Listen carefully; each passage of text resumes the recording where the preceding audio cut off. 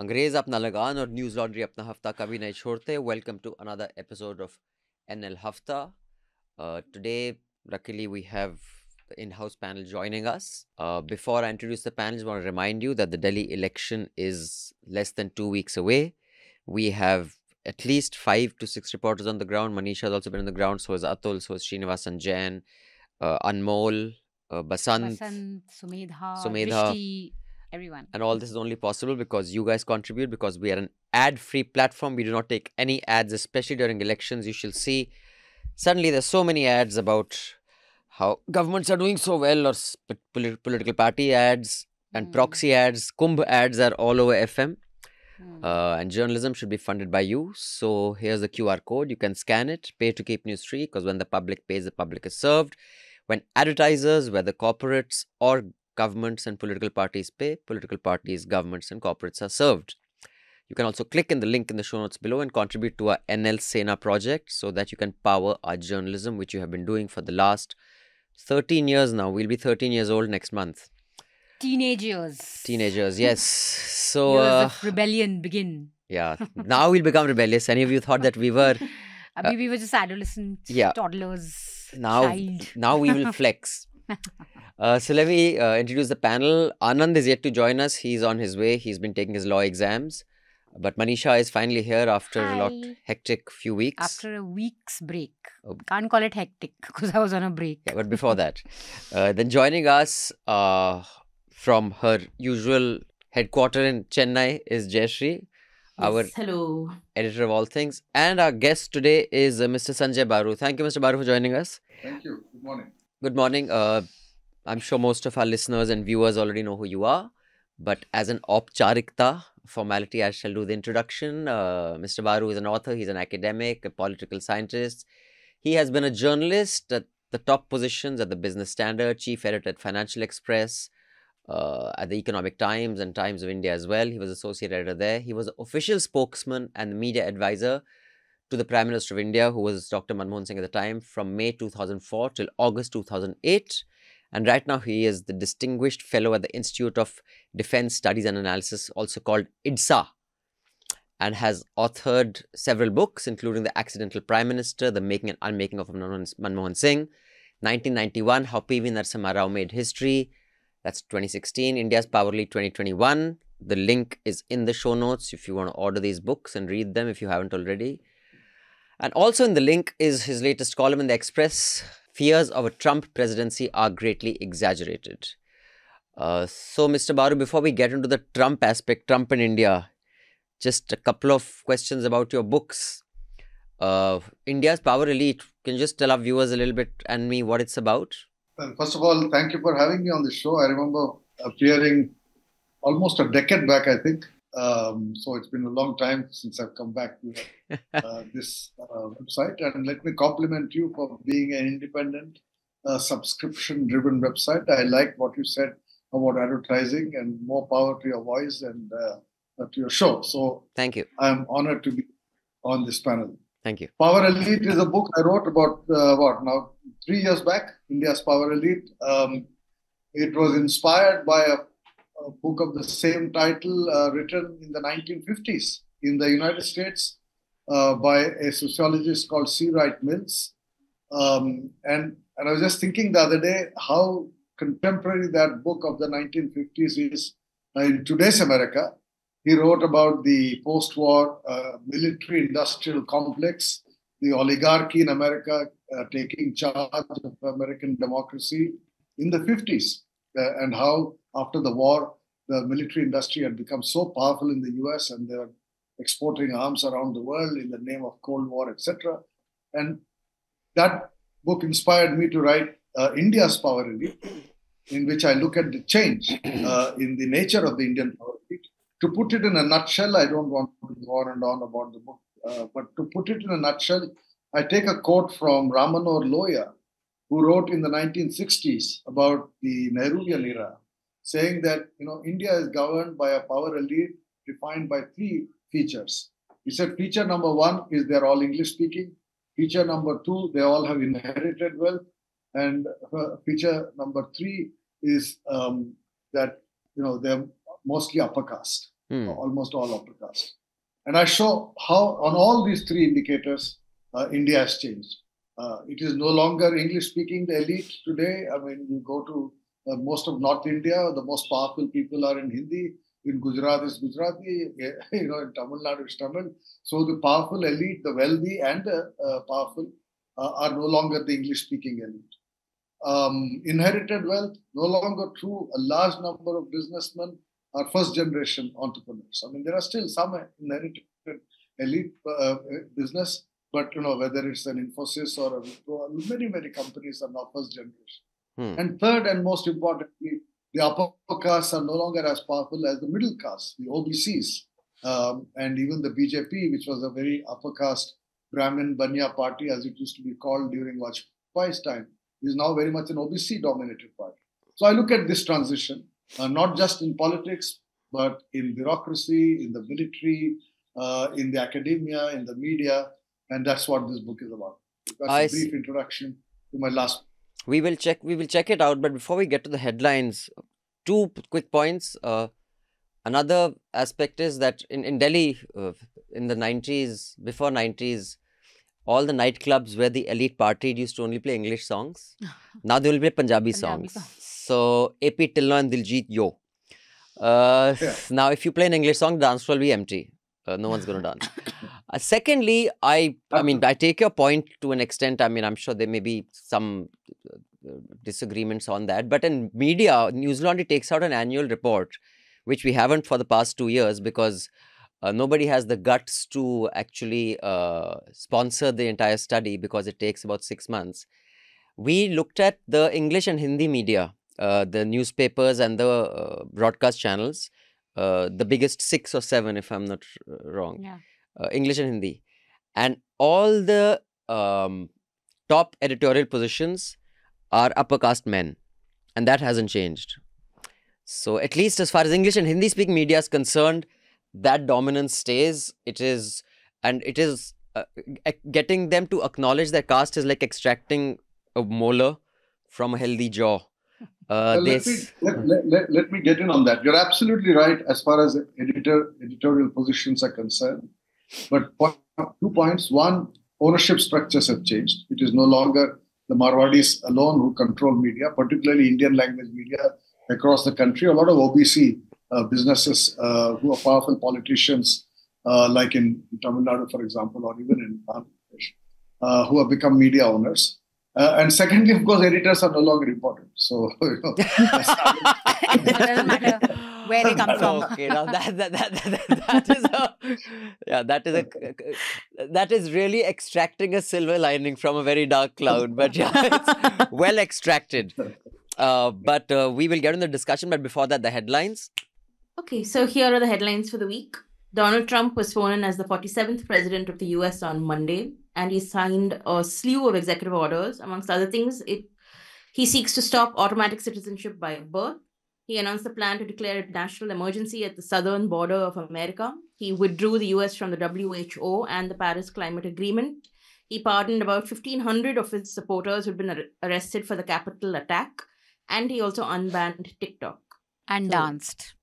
Yes. And he also says there are only 2 genders in India, in the US. In the US, right. Now, soon after the swearing-in, External Affairs Minister S Jaishankar said it's very clear the Trump administration is prioritizing the bilateral relationship with India. He also met the new Secretary of State, Marco Rubio, and NSA Mike Waltz.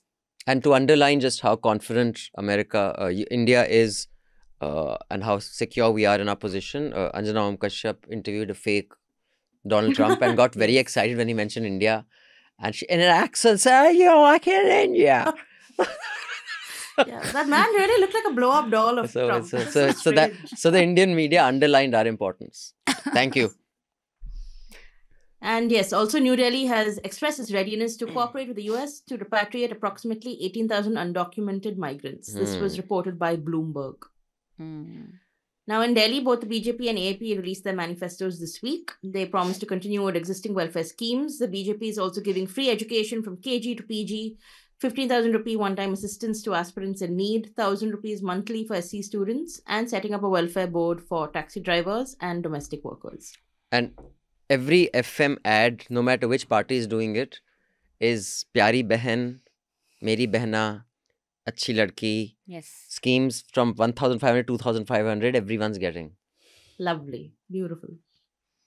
Then the 2024 World Economic Forum kicked off in Davos this week with a call for collaboration for the intelligent age. Many Indian leaders, including Devendra Fadnavis, Smriti Irani, Ashwini Vaishnav, are present. Donald Trump also spoke virtually at the event, where he demanded lower oil prices and interest rates. He also warned of tariffs if countries make their products anywhere but the US. Hadde. There's also that Chandrababu Naidu was doing a series of photo shoots, no? I think everybody was very confused by it. So was Bhumi Padenkar. That's the I didn't one of the see most that. important people at Davos.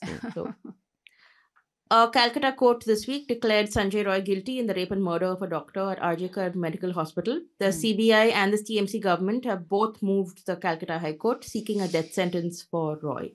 I have a huge problem with this. I think so in the Sessions Court gave the sentence saying there won't be a death penalty. They pointed out a bunch of issues, saying there was some issues with the evidence and so on. And they said in the realm of modern justice, we should rise above what is primitive. And therefore, we should not give the death sentence. We should not be looking at eye for an eye or nail for a nail or whatever. But what everyone has seized upon is that, yes, they're not saying this is a rarest of rare case. So therefore, we must push for the death sentence. And I just find that incredibly barbaric. I think This we can entire sort discuss. of baying for blood for it now, Yeah, especially when there was so much doubt. There were allegations that, oh my God, is there a cover-up? Was it not a cover-up? And after all that, to then say, no, but this man must be put to death is terrible. So, next, the Delhi High Court on Tuesday told the prosecution it cannot endlessly hear submissions against the bail applications of Omar Khalid, Sharjeel Imam, and 6 others in the riots case. It said this has to end. This needs to end now. I mean, I love the observations that many courts give, but I just wish they'd give an order. Yeah. The JDU has sacked its Manipur unit chief for issuing a letter saying the party has withdrawn support to the BJP government in Manipur, So, which is quite embarrassing. what I'm very surprised about, the JDU has a Manipur unit. A Delhi court on Monday ordered the seizure of 2 paintings by late artist M.F. Hussain. These were on display at the Delhi Art Gallery. Following a complaint, they were allegedly offensive. The paintings featured Hanuman and Ganesha. Although, I mean, of course, worrying and unfortunate as this is, because this should not be a trigger for now a whole series of seize every painting and every, as it is, they are coming down on everything from what you eat to what you wear to even what you draw now. But in extracting a silver lining from a dark cloud, the court did reject demands for an FIR. Yeah. It said the investigation is done, so what was the point? But also, another silver lining was that, I think it was last year, the Bombay High Court pulled up the Customs Department. Yeah, because for there were that. 2 paintings or Correct. whatever by Akbar Padamsi and said you cannot destroy them. Not everything that is naked is obscene. So, As the Kumbh demonstrates. that is quite obscene. Although I would just like to point out a story that I had told about when I had gone to the Kumbh, which was the holiest of holy Kumbhs in my 44 years. Is this that one you told on Hafta a couple of weeks ago? When I tried to do a dubki and it's so Correct. shallow that your head stays out. So I had to crawl. I had to Yes. Ringo. Even our honorable defense minister, when he did a dubki, he could not go in because he stopped here. So it's a Just go a problem little that is deep. just not faced by me. It's faced by a lot of Just people. go a little deeper. There's a chain there. If you go a little You deeper, can't you'll go. fall off the cliff. Sedimentation hoti hai na, so a thing gets formed like this. So you're on that.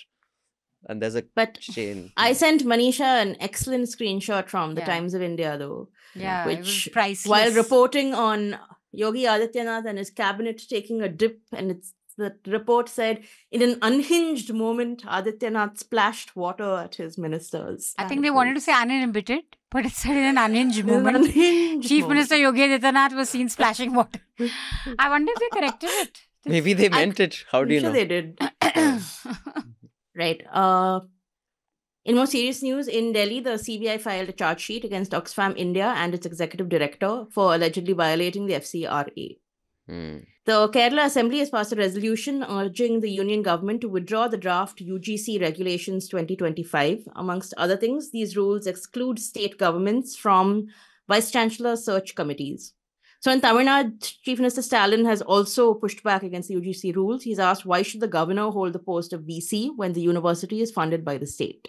In fact, something called the conclave on UGC amendments or rules, whatever they've called it. Karnataka, Tamil Nadu, Kerala, all three have come out saying that these rules. All states which have huge numbers of universities and colleges. And in other news of states pushing back against governors, in Karnataka, the state government is preparing for a legal battle with its own governor. This is after he returned 4 bills that had been sent for assent. Governor Gehlot is also yet to approve 3 other bills. The Uttarakhand cabinet approved the Uniform Civil Code rules on Monday. So with this, Uttarakhand will become the first Indian state to have a Uniform Civil Code after independence. So do we have the draft of what that Uniform Civil Code is, or it's not public yet? It's public. It's what it was, what they announced. So that will be notified. The features of living in and all that, I see, okay. In a tragic accident in Jalgaon, 13 passengers of the Mumbai-bound Pushpak Express died on Wednesday. This is after they got off the train and were run over by a Karnataka Express that was heading in the other direction. My God. They're claiming there was a rumor that there was a fire and people jumped off the train in panic. In fact, this happened a few years ago also. The chain was pulled and people got off and got run over. That was, I think, a passenger train in Bombay. A union government body has sent notices to Ola and Uber over alleged differential pricing for Android and Apple phones. This was announced by Consumer Affairs Minister. How many of you have Apple phones, though? I have Apple. So what can you just explain to me? If I have an Apple phone, it's more expensive? I don't know. They're saying after the OS 18 update or whatever, people are claiming that people on Apple are having they're getting higher prices. That doesn't make sense, though.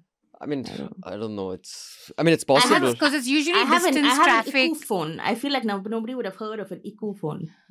It's cheap and good and Chinese. So I'll get the cheapest prices on Ola and Uber. But G knows exactly what you're saying to who, when, how. And he knows I'm saying a lot of shit. So I think it's fine. And finally, Israel on Sunday released 90 Palestinians in exchange for 3 hostages held in Gaza by Hamas. This is as part of the ceasefire deal. And those are the headlines. You missed out on the most important headline of the week. Saif Ali Khan's miraculous recovery in the hospital that everyone's really worried about. Everyone is discussing it. Or the entire prime time was about how did he recover so soon after being stabbed. Something is amiss. Ministers are also saying, why is he left so why quickly? Blame the media? Narayan Rane and Nitish Rane, I think. The son. And Sanjay Nirupam also. That this is very strange. And they're going into the discussions on maybe he's very healthy or maybe Leelavati has a new machine which can really... It's nuts. And it's really nuts. And it's really sad that they're the victims in the case and they're being asked the most number of questions. But why, where is Kareena Kapoor? Why is Saif not clarifying? They are the victims in the case. Why are you spending all your time questioning them? While I have sympathy for them at one level, but at another level, it is the same group that owns Filmfare. It is the same group that will call them for conclaves. There next week, yes. And then they'll happily, go and Maro salute them. Tell them to piss off, Anyway, so before... But do you guys think it's very convenient that the attacker in this case is now, they're saying, yes, he's a Bangladeshi illegal migrant. He came to India, assumed a Hindu name and is living in disguise, all that. I feel like it just ties in very conveniently with many things that people are talking about. So he could very well be a Bangladeshi. That is not something, but I don't know about the Hindu name and all. He doesn't need to have a Hindu name. He can just have a Muslim name with a... They said he was living under some name, some assumed name. That he would probably do maybe just for a new card or whatever identity. But it doesn't have to be Hindu. It can just be Muslim. I am highly suspicious. Anyway, I have no view on either of these. But before we get into the discussion on US, India and related topics with Mr. Baru, just want to remind everybody, here's the QR code for a subscription. I urge you to subscribe to Pay to Keep News Free, power our journalism and our journalists. Here's a little message from our team covering the Delhi election. Subscriber है Newslaundry को, बिल्कुल subscriber है आपके। तो लोगों से बोलिए कि मीडिया को आजाद रखने के लिए न्यूज़लॉन्ड्री को सब्सक्राइब करें। सभी लोगों से निवेदन है मीडिया को आजाद रखने के लिए न्यूज़लॉन्ड्री को सब्सक्राइब करें, ज्वाइन भी करें और शेयर करिए अपने सर्कल में, अपने फ्रेंड्स के पास, सभी को क्योंकि अगर ईमानदार पत्रकारिता अगर जिंदा रहेगी तो ही जो है देश की आवाज, जनता की आवाज, युवाओं की आवाज, किसानों की आवाज, मजदूरों की आवाज, जवानों की आवाज, सबकी आवाज, सच्ची आवाज लोगों तक, हमारे तक, आपके तक पहुंचेगी. Our team is constantly on field bringing you ground reports about Delhi election, but we need your support in this because Newslaundry does not take any ads from corporate or government. Go to newslaundry.com/Sena, choose a subscription plan of your choice and support our Delhi election coverage. Let me kick off with Mr. Baru. I read your piece, Fears of a Trump Presidency Are Greatly Exaggerated, and there has been kind of similar commentary I've seen it even in the US media, and depending on, who you speak to. But at the same time, I saw this one video, which I hope I can provide the link to, where these three academics sit and dissect his last term, that these are the things he promised. And actually, he delivered on most of those, no matter how, people may have laughed it off. And even in the interview he gave recently to Fox, and even so much in the World Economic Forum when he addressed it via satellite from America. I mean, at the World Economic Forum to say that incompetent 4 years of last year, just shitting on your own administration, I find that bizarre. My administration is acting with unprecedented speed to fix the disasters we've inherited from a totally inept group of people and to solve every single crisis facing our country. This begins with confronting the economic chaos caused by the failed policies of the last administration. But he actually, in the past also, some have argued, delivered no matter how destructive and unconstitutional his promises may have appeared. And it's his fourth day as we record this today. And there are fears. I don't know whether you have been at senior positions at financial papers. The Indian stock market performing so dismally in the last couple of months especially. Does it have to do with the Trump effect? But why, do you think people are so afraid of his rhetoric? And B, why do you think it is an overreaction and it's just rhetoric, it will not lead to anything? Well, first of all, I don't think it's just rhetoric. That's not what I meant when I said we need not fear Trump. He might end up doing everything that he has said he will do, or at least he'll try to. The point I'm making is that this is not the first time the United States is throwing its weight around. The world has dealt with an all-powerful United States in the immediate post-war period in the 50s. It has dealt with an all-powerful United States in the post-Cold War period in the early 90s. And we are once again dealing with a very powerful United States today. But the world has changed.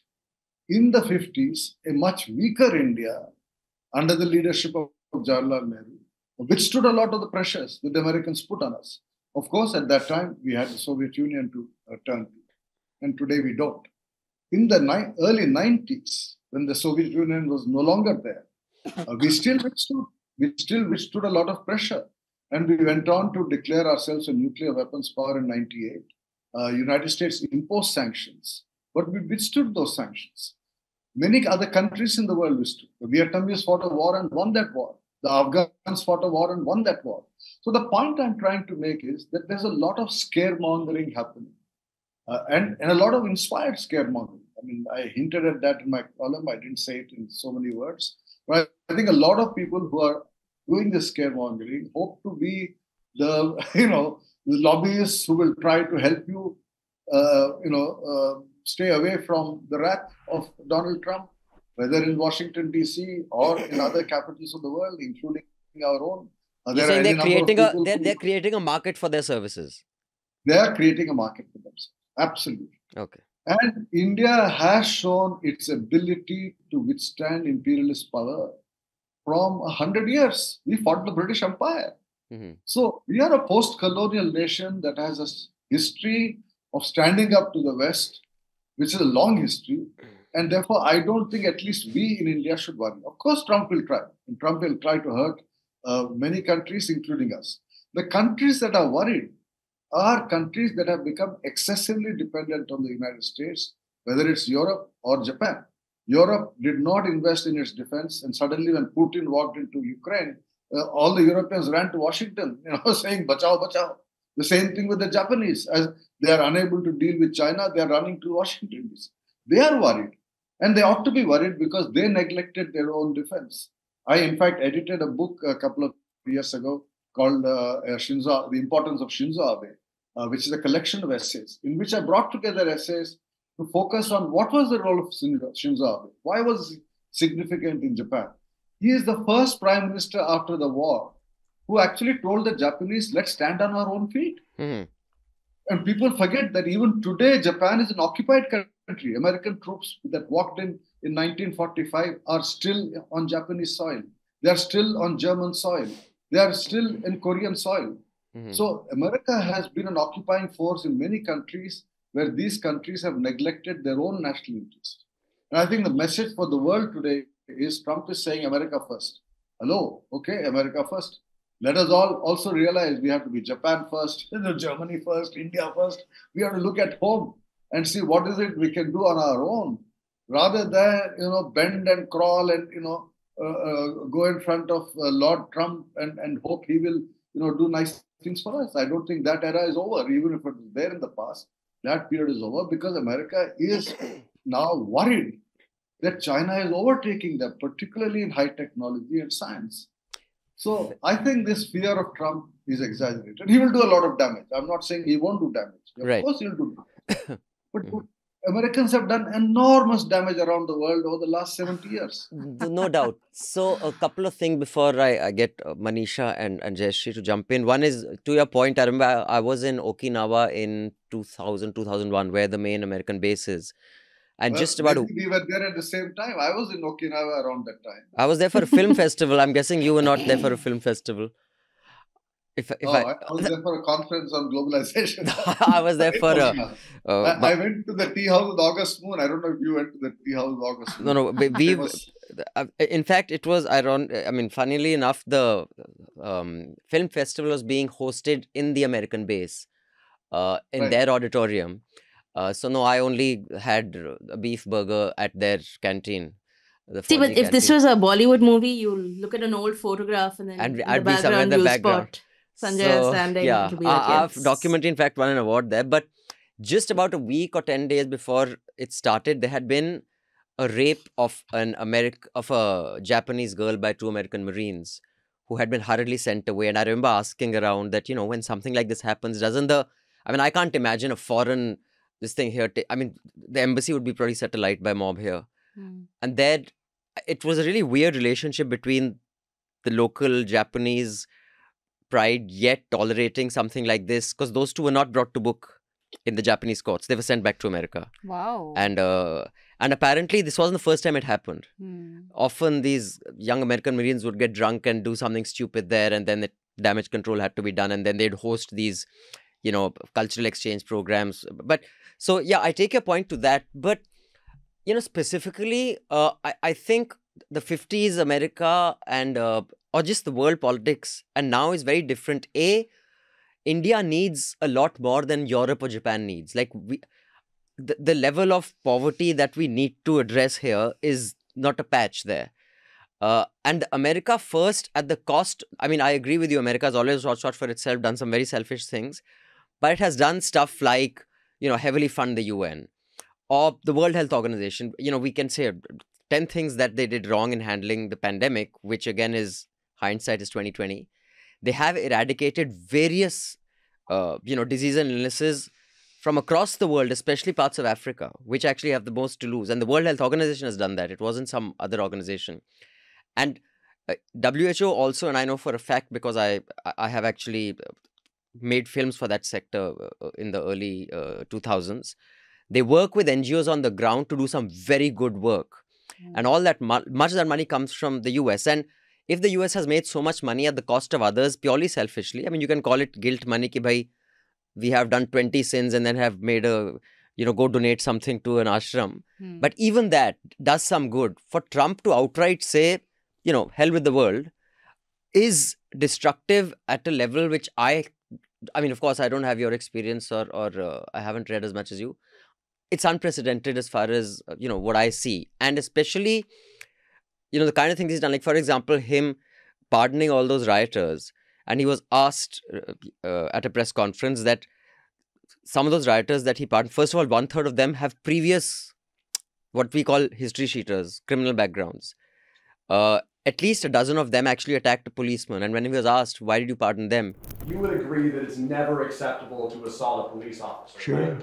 So then if I can, among those you pardoned, DJ Rodriguez, he drove a stun gun into the neck of a DC police officer who was abducted by the mob that day. He later confessed on video to the FBI and pleaded guilty for his crimes. Why does he deserve a pardon? Well, I don't know. Was it a pardon? Because we're looking at commutes and we're looking at pardons. Okay, well, we'll take a look at everything. But I can say this. Murderers today are not even charged. You have murderers that aren't charged all over. So these people have already served a long period of time, and I made a decision to give a pardon. And at least one police union has called it a betrayal, that this guy killed a cop. And they had actually endorsed Trump. So, I mean, it's destructive in a way where too many things are blowing up at the same time. So, in that sense, the chaos that at least it appears, and of course, it may be his style, make chaos happen and then seem like the guy who can address it, is something that is new for, I guess, many of us. But that is precisely why I wrote the column. Because a lot of young people today who have very little understanding of history are imagining that we are in a new world. And I'm saying we've seen this game before. But the second point I'm making is that the United States today is in fact not in a position to be as destructive as it was in the past, because its power is not as much as it is being claimed. It has enormous power in certain areas like artificial intelligence, the new technologies. And it's up to us to take a view that, okay, we need all of that. We'll go and bend in front of them. We'll crawl in front of them in order to get all of this, right? That's one way of dealing with the world. And that's the view that says, oh my God, America is going to deny me visas. America is going to deny me technology. I will go and crawl in front of America.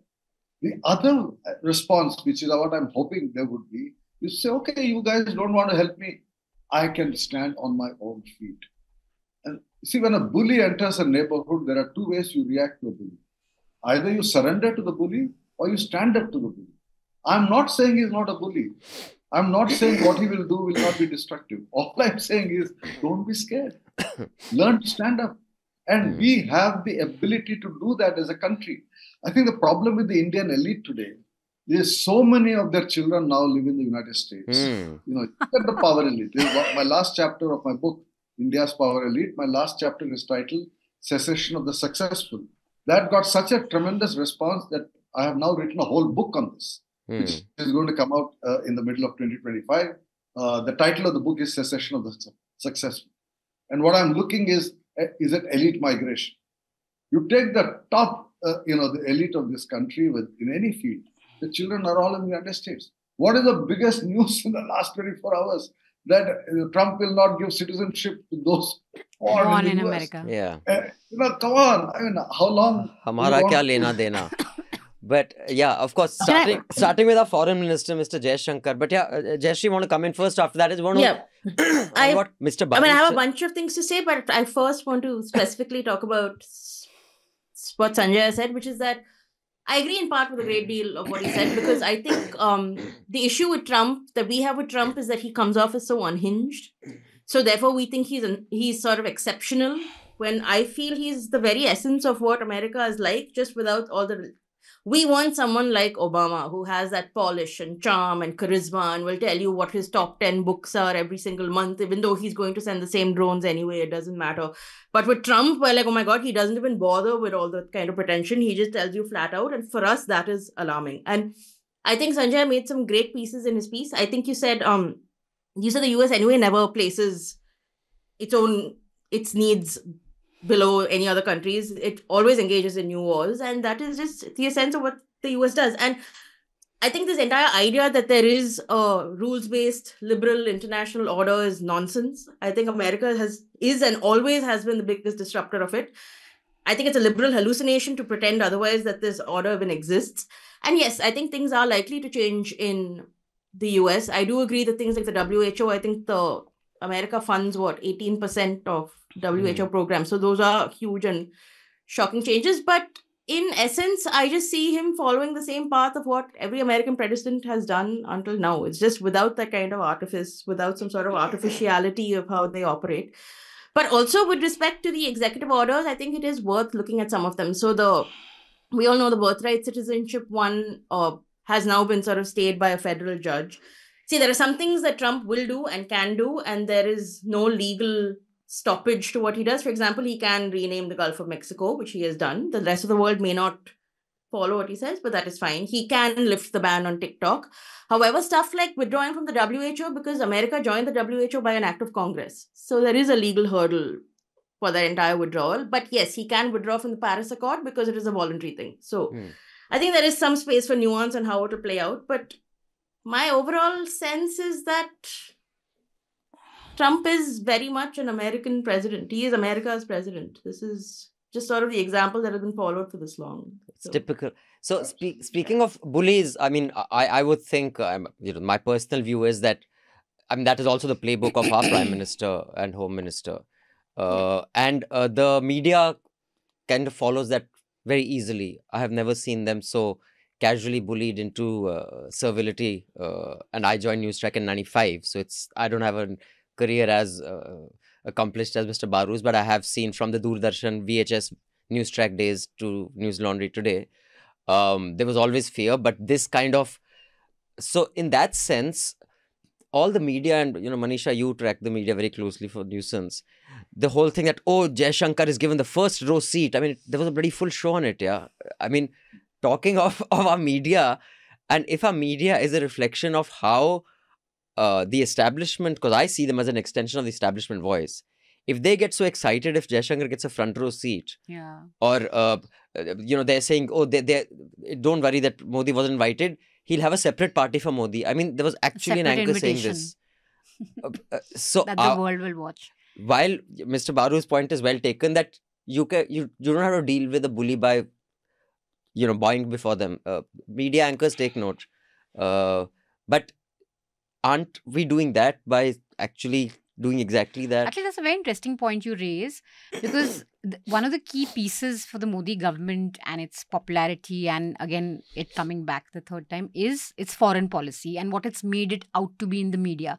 The vishwaguru, the America is our bestie, they need us, they want us. And it's actually very comical to see a lot of anchors who landed up in US for the inauguration to go on harping on how important India is. So the whole thing of Jaishankar being in the front row, anchors went to the length of saying that, he wanted India to be right in his line of vision. Or even going on to say that, keep harping on the point that we are very important, we are very precious for them.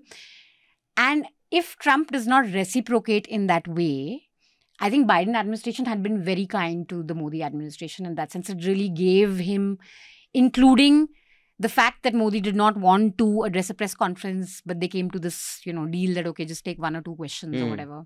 When Biden came here, there was no press briefing. So I think they were very accommodative to the Modi government. If Trump is not as accommodative, it'll get difficult for domestic politics for the BJP, because a lot of it rides on the world looks at us, the world wants us, the world can't deal with us.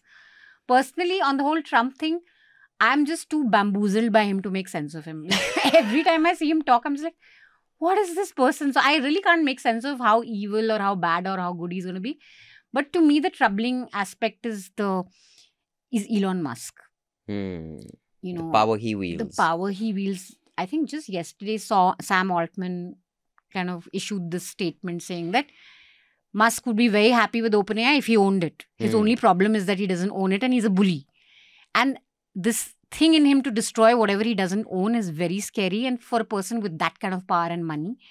And together, Google, Facebook, Microsoft, Musk, Bezos, they impact our lives more than anyone, these companies put together.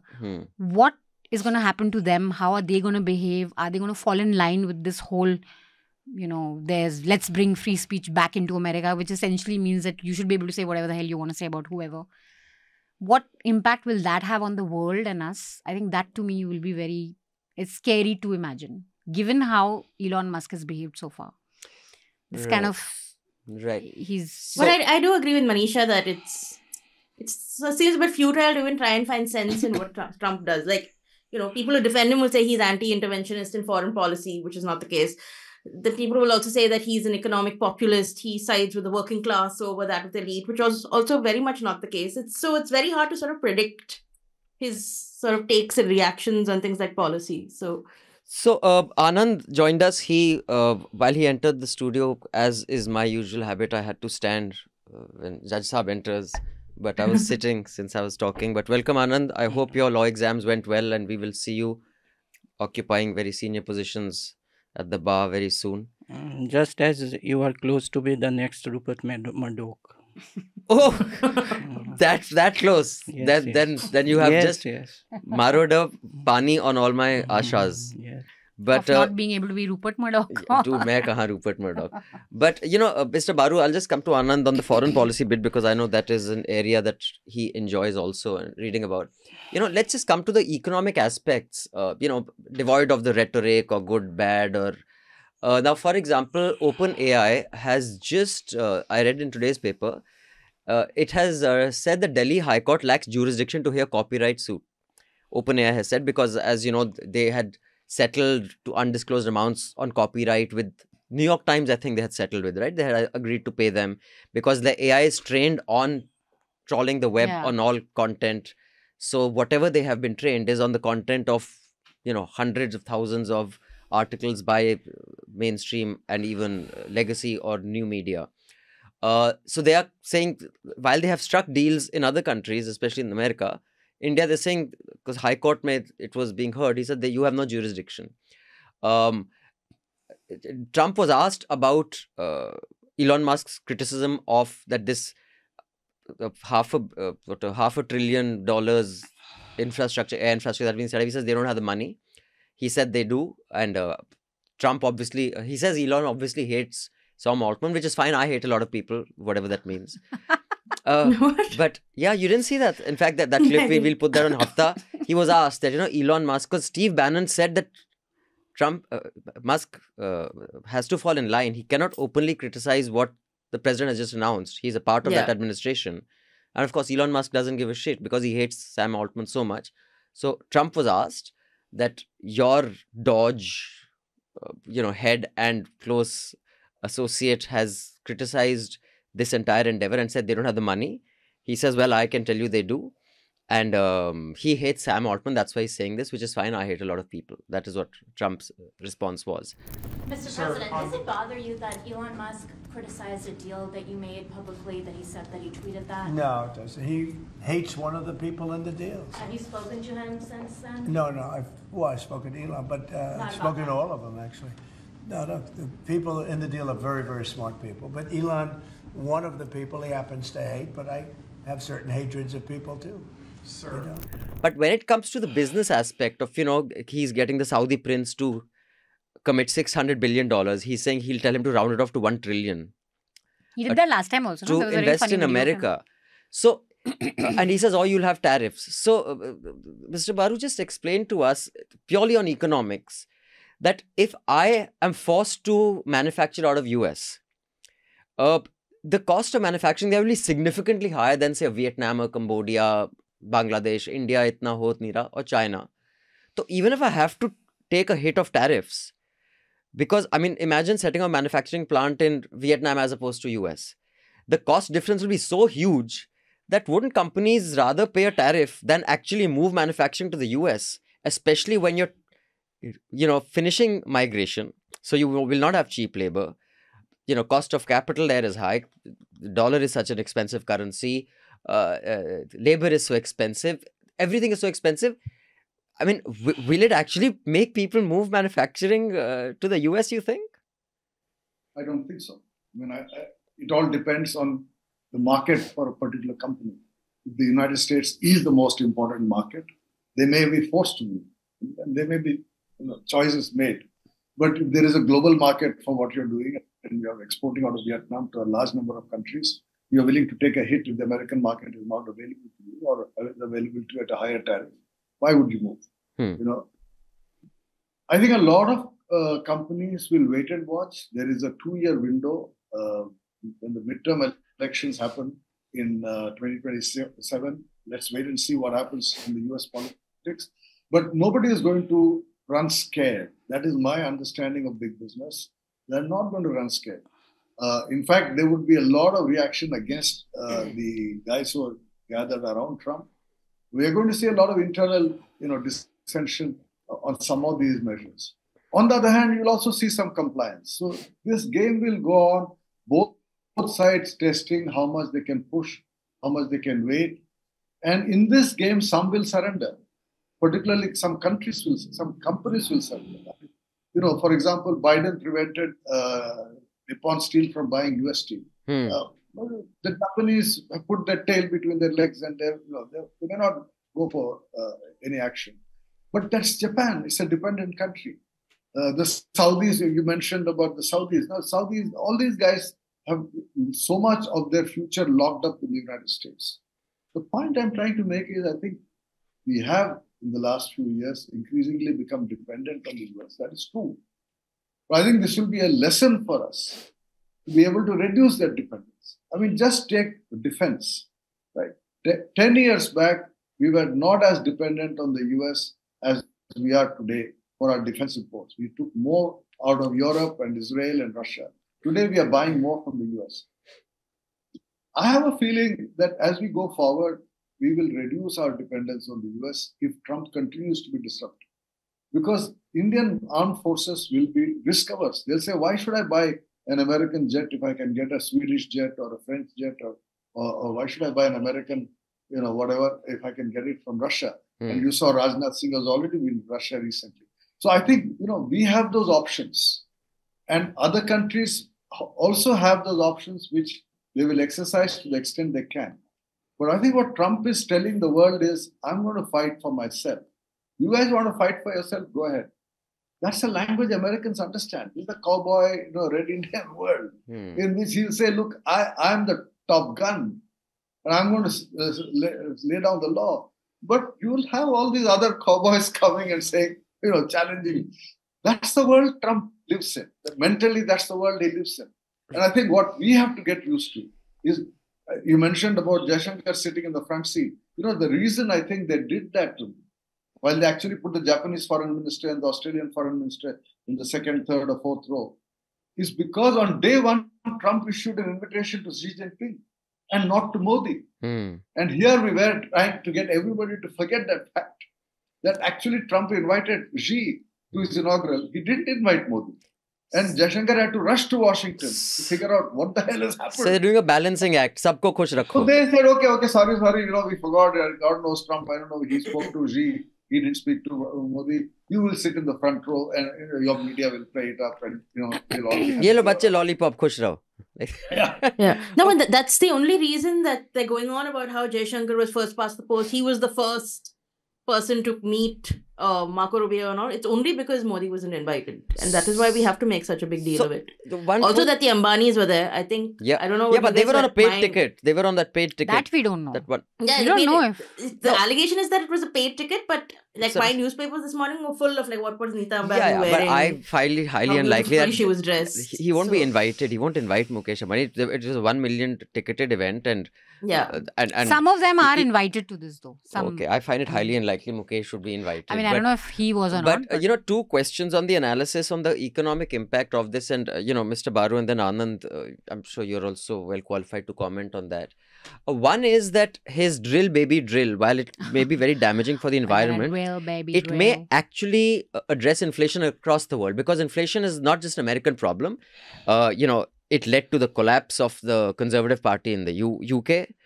The cost of living crisis was the number one issue there. In many parts of Europe, America, of course, India, we are struggling with inflation. So that actually may address inflation, because with him drilling more oil, and America, I think, has the largest drilling capacity or the manufacturing capacity in the world. So they can actually alter oil prices, and it's not just left to the OPEC countries. Will it actually happen? You think that may address inflation around the world? And secondly, so in that sense, it'll help everybody in the world. In the short term, of course, in the long term, it may kill us and all the glaciers may melt. But in the short run. And secondly, I also, read this analysis which said that him reducing energy prices could potentially very cleverly bankrupt Russia. Because right now, Russia is earning a lot of its foreign exchange because it is using those ghost fleets to send gas to other countries, breaking embargoes, because they have a market. But as soon as he reduces energy prices by drilling baby drill, then Russia's entire market collapses. You think those two outcomes are possible and good for the world? Well, that's certainly possible. The reduction in oil prices will be good for the world. And of course, it will hurt Russia. So that's the simple answer. I think the caveat I would enter is having brought these prices down and having put more American oil on the market, Trump will tell us stop buying from Russia and Iran. In the past, the US has put enormous pressure on us. I remember when we were doing the nuclear deal with George Bush, even then we were asked not to buy from Iran. And till the deal was done, we actually stopped buying from Iran because we wanted the nuclear deal done. So I can know that kind of pressure will come. So it's not simply that the price will go down, but we will be forced to buy more from the US and less from Russia and Iran. In fact, nothing from Russia and Iran. That's an important geopolitical decision we'll have to take. Will the Indian government be willing to give up these options and buy only from the US and from the Arabs? Or will we keep our options in Iran and Russia open? It's an important political question. What do you think would be a smart thing to do? Well, I mean, as I keep saying again and again, the smart thing to do if we are a rising power in a multipolar world and we want to tell the world we are big, we are rising, and we impress the Chinese and the rest of the global South, we are leader of the global South, behave like that. Let no one bully me into where I'll buy my oil from. So I think this is a good opportunity for India to recollect its past and stand up. We did in the past, as I keep saying. I mean, we fought to kick the British out. We stood up during the period of the Cold War to American bullying. And that's the whole purpose of what I wrote, that don't succumb, don't yield, don't bend, stand up. There will be costs. There will be consequences. But at least behave like a big power if you want to be seen as a big power. There's no point saying I'm the third world's biggest economy in the world and rising power and Mera Bharat Mahan, Vishwaguru, all of that, and then go and supplicate. Right. When it comes to, foreign policy, you think there is going to be any major change in how India engages with the US under Trump, or you think it's just noise for the media there, but nothing really from our end? Theoretically, I think Mr. Trump's arrival has all the makings of collegiate debates. Means many people in public space and editorial leadership are fond of their school college days debates, which they impose on current events. So his arrival and with the ideological moorings he has come has all the making of this collegiate debate. But the thing is that the world politics, international politics, does not work like collegiate debates. So the gravitational force of resistance and multiple factors international politics resist drastic changes.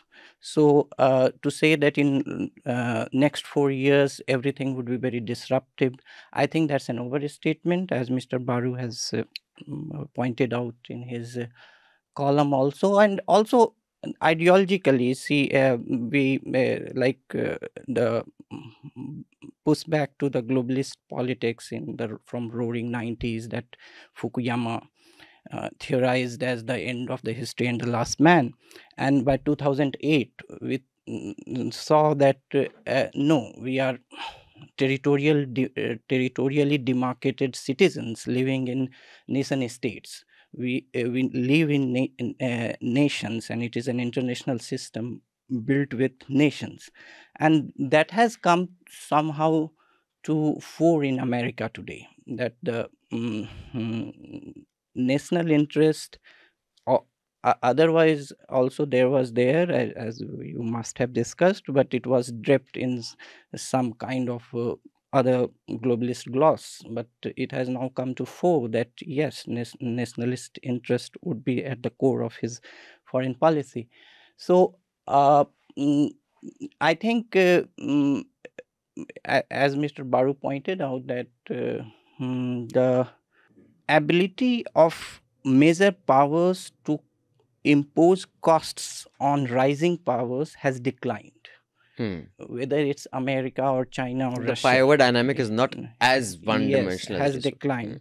So, how is a great power defined in international system? If it has great capability of imposing costs on others, but it can still have some ability to impose those costs, but it's now less. So India can stand its ground on a number of issues, and also allow itself some elbow space, and to resist arm twisting by other powers, including US.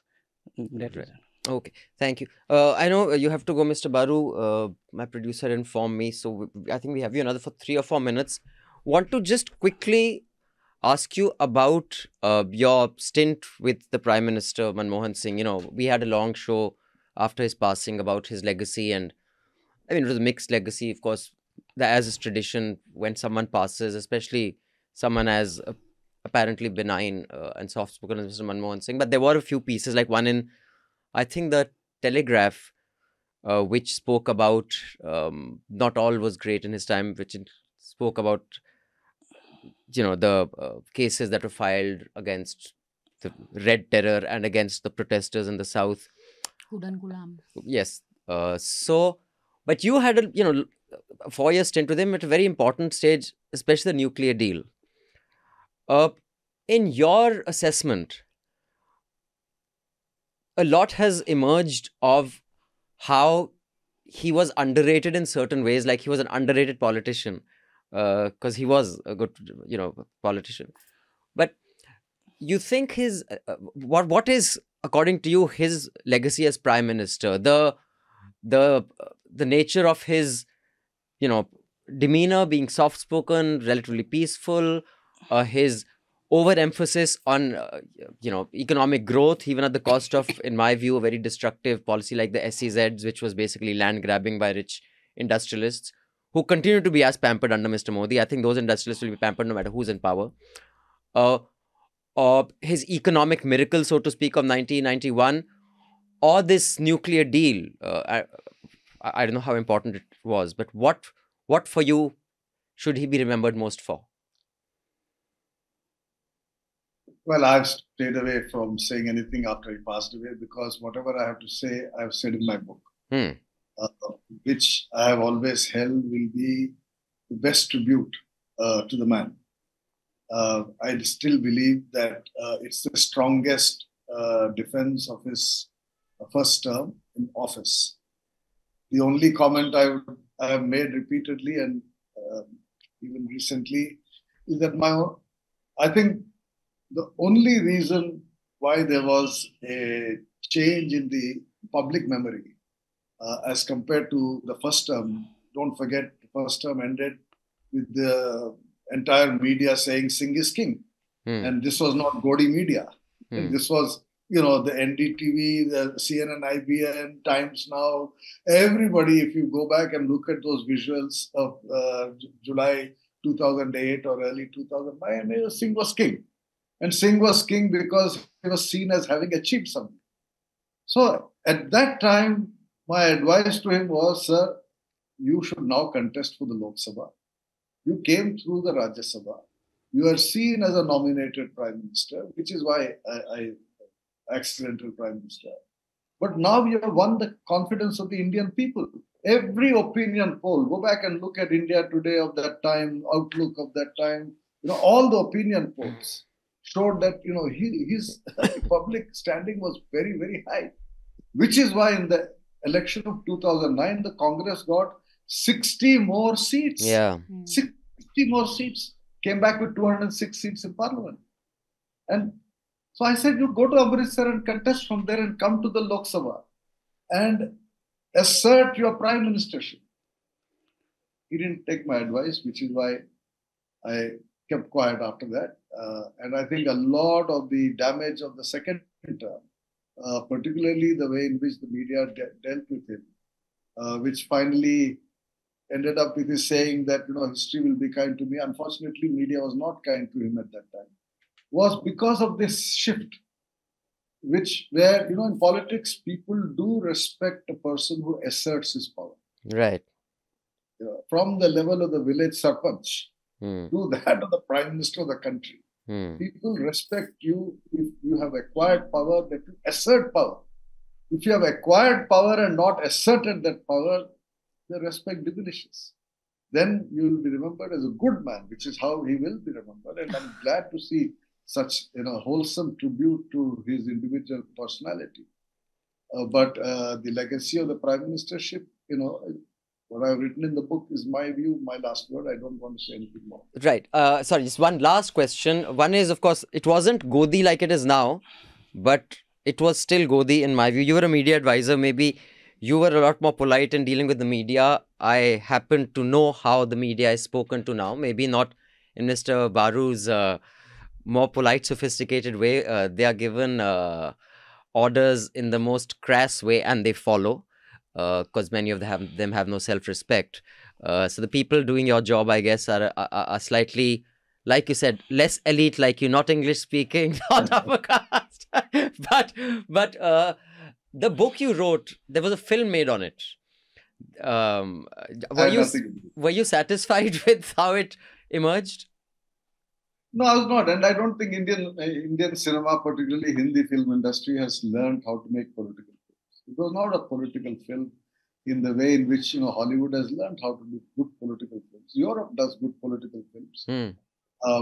It was done a mishmash. So I had nothing to do with the film, apart from selling the film rights, which I did. But then I know, I have said this again and again and again. My book is in English.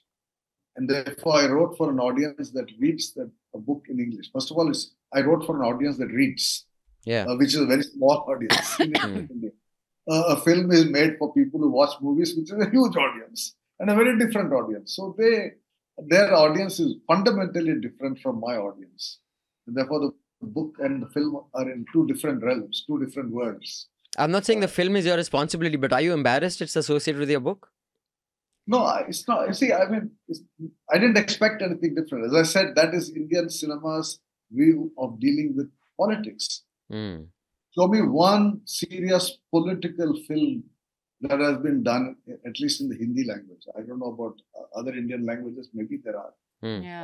But a serious, good political film. Till now, we have not had anything. In fact, in the last 1 year, we have had a series of embarrassments. From this file and that file, and right. And now emergency. They're all embarrassingly, dumb political films. Right. Thank you so much for your time. And before we say goodbye, any recommendation, a film, a series, an article, a book, anything that you think could enrich the lives of our listeners, do suggest. Well, I see now mostly old films on Netflix. Of my generation, so I've seen very few new films, but books I read a lot, and I certainly recommend what is already now a very, very popular book, William Dalrymple's book on the Golden Road. And I'm just reading a book I picked up at the United Services Institution, with which I'm affiliated, which is an Indian Armed Forces think tank, which is a book putting together articles published by men in the armed forces from the middle of the 19th century. Chaps who are army generals, etc., in India, working in India. It's fascinating. Here is the general writing in 1870 about the importance of Kashmir for the defense of India, and another chap who's writing an essay on, Northeast Frontier Province. When I read these, I realize how little has changed. Because ultimately geography does not change. Everything else in the world may change, but the geography does not change. And the armed forces think and behave on the basis of their understanding of geography. That's what they're defending. And I'm a student of geography. When I was in school and college, it was my favorite subject. So to see the importance of geography for India always fascinates me, whether it's the hills, the valleys, the oceans, the seas. So this is a book I would recommend. It's recently been published by the United Services Institution on military history. It's titled India's Military History. That's a book I'm right now reading. It's fascinating. Thank you. Great. Thank you, Mr. Baru, for joining us. Appreciate your time. Have a great week ahead. Thank you. So, on this death penalty, what you pointed out, Jayashree, we've discussed it in different ways and in different contexts in the past here. But I think this one aspect that it is not, I mean, of course, rarest of rare is so subjective Yeah. that. And it also always depends on the media coverage of that rarest of the Yeah. rare. The media usually makes it rarest of rare or Yeah. not rarest of rare. But if there is even an iota of doubt cast at any stage in any of the courts, you can't undo a death sentence. And I think that is Yeah. one aspect that is not discussed enough, against death sentence. Usually it's a moral position, or it is, a position of revenge as opposed to justice, etc. But purely that it leaves little one chink open of correcting a wrong. And that death sentence completely closes, which is what you're saying is significant in this case, right? Yes, and I think, but that is the main argument that people do use. I mean, see, moral arguments hold very little water with people who have very strong views on whether someone should live or die. So I don't think a moral argument is useful in many cases, even though you should morally be opposed to the death penalty, in my opinion.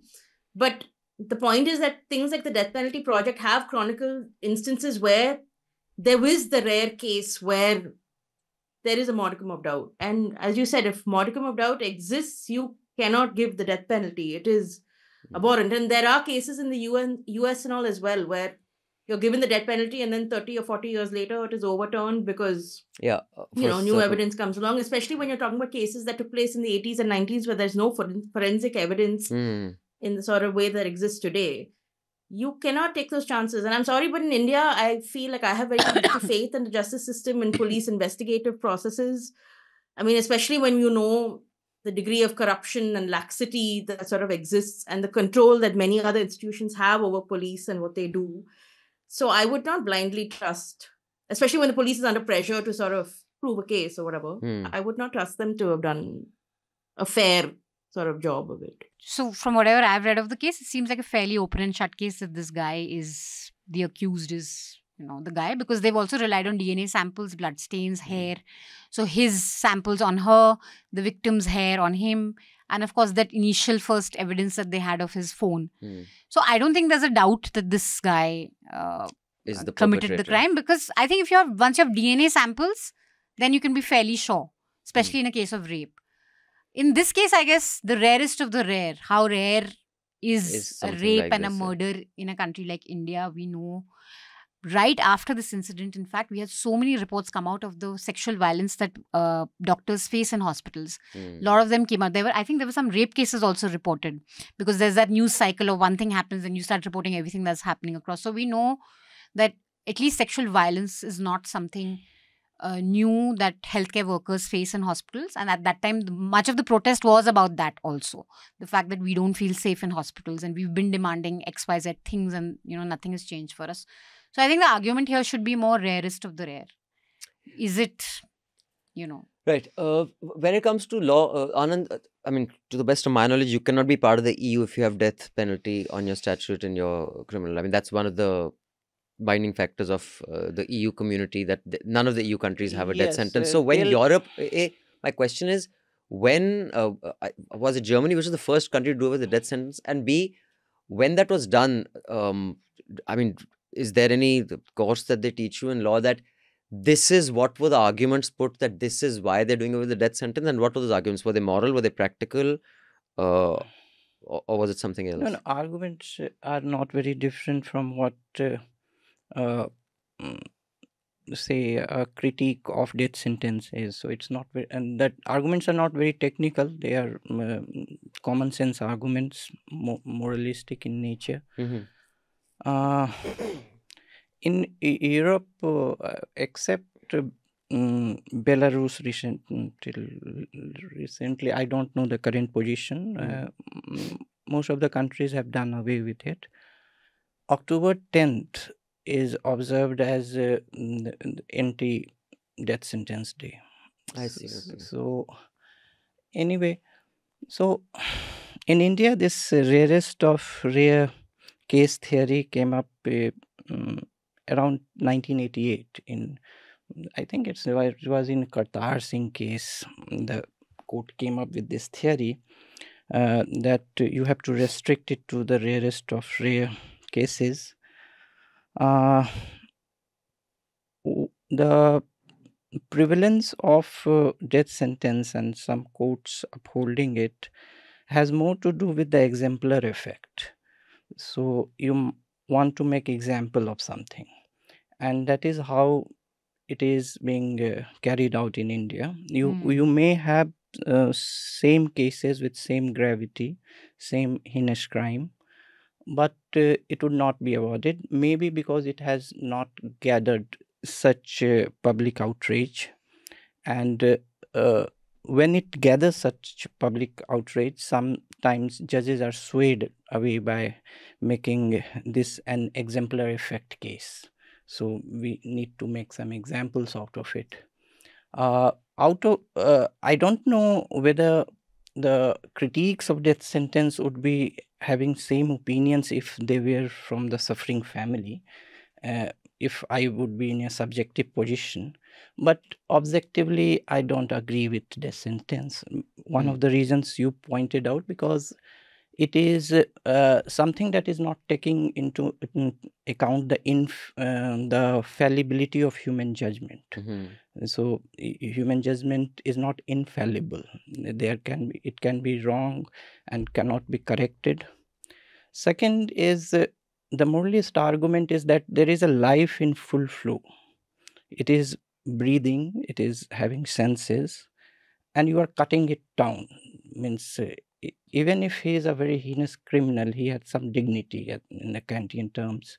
So you are, I think George Orwell quite brilliantly brought out it in an essay, A Hanging. He was an imperial police officer in Myanmar, and he witnessed a hanging, and he wrote a piece for an English magazine. So he said that the man who was going to be hanged, he witnessed a pool of water, and he was just going to be hanged 3-4 minutes later, and he avoided that pool, the puddle, sorry, not pool, the puddle of water from the overnight rains. So even in those last moments, he had the judgment to not soil his clothes. So he was a life in full flow. Maybe his nails were growing. Maybe he was smelling the air of the early morning when he was hanged. And so he moment by moment recounts his hanging and shows why it's wrong. So that is one of my recommendations also, A Hanging. It's by George Orwell. I think he wrote it in 1930s. Having said that, I mean, since we are in full flow of extracting silver linings from dark clouds in this episode, the amount of death penalties that are awarded in judgments and the amount that actually get carried out in India, there's quite a difference, right, Anand? So, I mean... That is, the process is the punishment itself. So okay, so... Keep waiting for your hanging. Yeah, because a lot of hangings are awarded, but like, for example, not a single woman has been hanged, in India. And many, I think maybe 10, 15... There was a woman who was hanged in India. She was the first one. We'll just a serial killer, if I'm not mistaken. And I think the victims were kids. Maharashtra. No, you're right. She killed some 3 children. But was she hanged finally? We'll just check. But I remember there was India Today, I think 10 or 15 years had done a cover story on women on death row. And some of them on death row 5, 10, 15 years. But they weren't actually hanged. I mean, it was just there. I mean, I don't know what the legal reasons are, but it doesn't get carried out. And what is the fundamental bottleneck when it comes to... That is like how under trials are sitting in jail. I'm not sure why. You don't have hangmen or what? You don't have the infrastructure? One of the things was that there is a...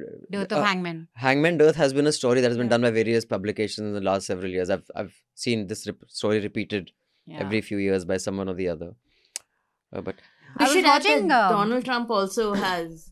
One of his executive orders is that he wants to aggressively promote the death penalty in severe cases. And he, of course, went on one big rant or, 150,000 children are being raped and murdered. There's no data as to what he's talking about, but he said because of this, we must sort of aggressively kill more people. But they will not outlaw But guns. in the US, why there is a slowdown in the US and why this will be difficult is because they're finding it difficult to get a supply of that drug that they use to do the lethal injection. So they use lethal injections. That is.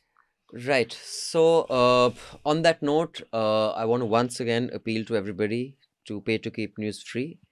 And maybe Manisha, before we get into the emails, and we have many. Anand, you have been missing because of your exam for a few weeks. So there were so many emails that were telling us how valuable you are. Yeah. And standing up for you because of in defense of you. So we kept putting them off that finally we had to read them because I think we read a few though. We read a few. So just you should acknowledge all those people who said, lay off Anand. You can do the thank you speech. Anand apna bhai hai, kuch bolne ka nahi Anand ko, like that they said. So, Manisha, a quick appeal and then we will get to the email. Yes, the Delhi elections are in full swing. We have all our reporters on the ground. We've done stories on civic issues, which seems to be the one looming issue this election. We're hearing a lot of people talk about roads and pani and gaddhas. We have interviews like Srinivasan Jain has put out an interview. Atul has an interview out. Our show, another election show, is also out. So do check all this out on our YouTube playlist. There's a playlist called Delhi Elections. You can check it all out. But more importantly, power our coverage because all of this is completely ad-free. No AAP ads, no BJP ads, no Congress ads. Shuddh Desi Ghee. No Kumbh ads. No Kumbh ads. But then we need you guys to step in to make up for the lack of ads. At least somebody criticized me for saying you should not say lack of ads or something. No, it's a negative term. Yes. So to make up for our rejection of ads, please subscribe to Newslaundry. Log on to newslaundry.com/NLSena. Choose an amount that's convenient for you and support us or scan the QR code that's on your screen right now. Right. Thank you, Manisha. So we only entertain the emails of subscribers. Like one lovely subscriber, not one, a few suggested that rather than negotiate on the length of the letter, just read the 150 words and don't read after that. So that is the format we're going to be following. Although we read the whole thing. So now you'll be subjected to the editor's cut. The editor's cut, but the only thing is we have read the whole thing. We just haven't read it all out loud. But a lot more people are adhering to the word limit. You can mail us at podcasts@newslaundry.com. I repeat, podcasts@newslaundry.com. Please write in the subject line Hafta, NL Hafta. And please keep it under 150 words. And I'm sure our producers have fixed that window that comes up if you want to click on the show notes link, which opens out the box and the window where you can give in your feedback directly. So let's get to the emails. Ladies, please start. So Rohit says that he'd like a deep dive on Mr. Jaswant Singh Khalra. I've read his wiki and I'm shocked and blown. Please do a detailed deep dive on the period and especially that man. Okay. Right. This is the film is also made on him, right? Which now I think is being released. The one Diljit. Yeah, they did a bunch of censor cuts on it. Right. Although I believe they're going to release, internationally they'll release it uncut. I'm not sure what the deal is. Shimona says two quick suggestions. One, please include recommendations for the week in the description of the podcast itself, which is there in the description. Yeah. Shimona, on the podcast player, there is a word limit, so we can't put all the links. But if you come to the website, it'll have all the links because there are so many links that we cross the word limit on the podcast player. But on the website, you'll see all the links. Says also that right now previous Hafta records are uploaded on the Google Doc and one has to rewind back and forth. Love your voices, but there's such a thing as too muchness. Can't keep hearing you all the time. 2, please read the letters a little slowly. Remember, you have it in front of you, but your audience doesn't. Especially you, Abhinandan ji. Thanks, Jayashree, for the lovely book reco last week. I immediately downloaded the first Ruth Galloway book, finished it, and I'm about to complete the next one. It has been so hard getting any work done this week. Thank you. Love the work you all do. I'm the so camaraderie. glad. Good. Finally, someone is seeing my book recos. But the last line... No, I think a lot of people love your book recos. Damn proud of you guys. That's very important. Shimona, thank you. I'm glad we make you proud because that's very important. Abhijit says, Jayashree, Jayashree's What is Badtameez hilariously reminded me of my initial days as a South Indian in Dehradun, asking my colleagues for help. I'm better now, but occasionally sound like my CBSE Hindi textbook. Manisha, great breakup song is Adele's Someone Like You and Rolling in the Deep, with one following the other as we try. I have to say, I don't like Adele. Sorry, I'll get a lot of hate mail for this. But anyway, I don't like her voice. Abhinandan, I think Nidhi Razdan might also be part of the problem when she was with NDTV. I vaguely remember watching Dr. Roy and Appan Menon growing up. Since then, Dr. Roy and NDTV have embodied elitism and were insufferable sometimes with their we know better position. I didn't feel too terribly when NDTV had their management change. I do now though. And yes, I miss them now. But Nidhi doesn't have to look too far to see the problematic old generation. Maybe I'm wrong. Please let me know. Well, Abhijit, I don't think you're wrong or right. I think there was definite problem with media, like I told Mr. Baru also. It wasn't like there was no Godi media then. It was just the nature and the personality was a little different and the aesthetic was a little different. But it wasn't insane, yeah. Jamuna says, Dear NL team, Happy New Year. Thanks for all the great work you do. I understand that NL subscribers have to do more than simply subscribe to enable quality journalism. But given that multiple NL Senas are running at any given moment, could you please offer more options for making contributions? Right now, the slabs are 500, 2500. That's quite a jump. If possible, please add a slab in between. TNM gives subscribers the options of picking the amount they wish to contribute. I think subscribers would appreciate it. Thank you. Yeah, Jamuna, at least in the nuisance and the tippani, we have introduced a 99 rupee also because a lot of students who have... 99 रुपए में आपको मिलेगा Muft. subscription मुफ्त. Sabun, tail. केवल 99 such a chips But it Pepsi behavior. But it actually works. Yeah, There's it a does. podcast around it. The psychology, yeah, it does. But Jamuna, I've taken a note of this. More slabs in NL Sena. We'll try to include those. This letter is from Anonymous. I want to bring your attention to the concerning selection of Aam Aadmi Party candidates in my region. Several AAP candidates have troubling backgrounds, with some being known goons and a few facing serious charges, including murder. Initially, I overlooked these issues due to my strong opposition to BJP politics, but the reality of AAP's candidates' choices is now directly impacting us. If you have the resources, I urge you to investigate and cover this issue to inform the public. So yeah, this doesn't even need an investigation. The candidates are out there for us to look into. So we should do this. Yeah, we'll do that. In fact, the Punjab election... currently we need to probably look at the candidates they put up because now it's MLAs. Yeah, Punjab election is next year. No, Yeah. 26. Yeah, in 2 years, no? Along with UP, right? Right, okay, yeah. Next letter is by Shom Shubhro Chaudhary. I have a question regarding the NL Sena for Delhi. For other NL Senas, it makes sense, as you're an organization based primarily out of Delhi and thus need to get your journalists to the locations. However, for Delhi, why do you need a pot, which is 93% of the NL Sena for Haryana and JNK? Also, the no more button on the Sena homepage is not hyperlinked. I was looking for specifics on this. No, this button thing where I think we'd flagged and we're trying to fix it. Just to... Shardul, Arcane is incredible. It shows you at 24 WPS per seconds. Wallpaper. This is, I guess, Whatever. some gamer speak. Have you been blue-eyed samurai? I'll send this bit to Shardul. Abhinandan, love your curses, never stop.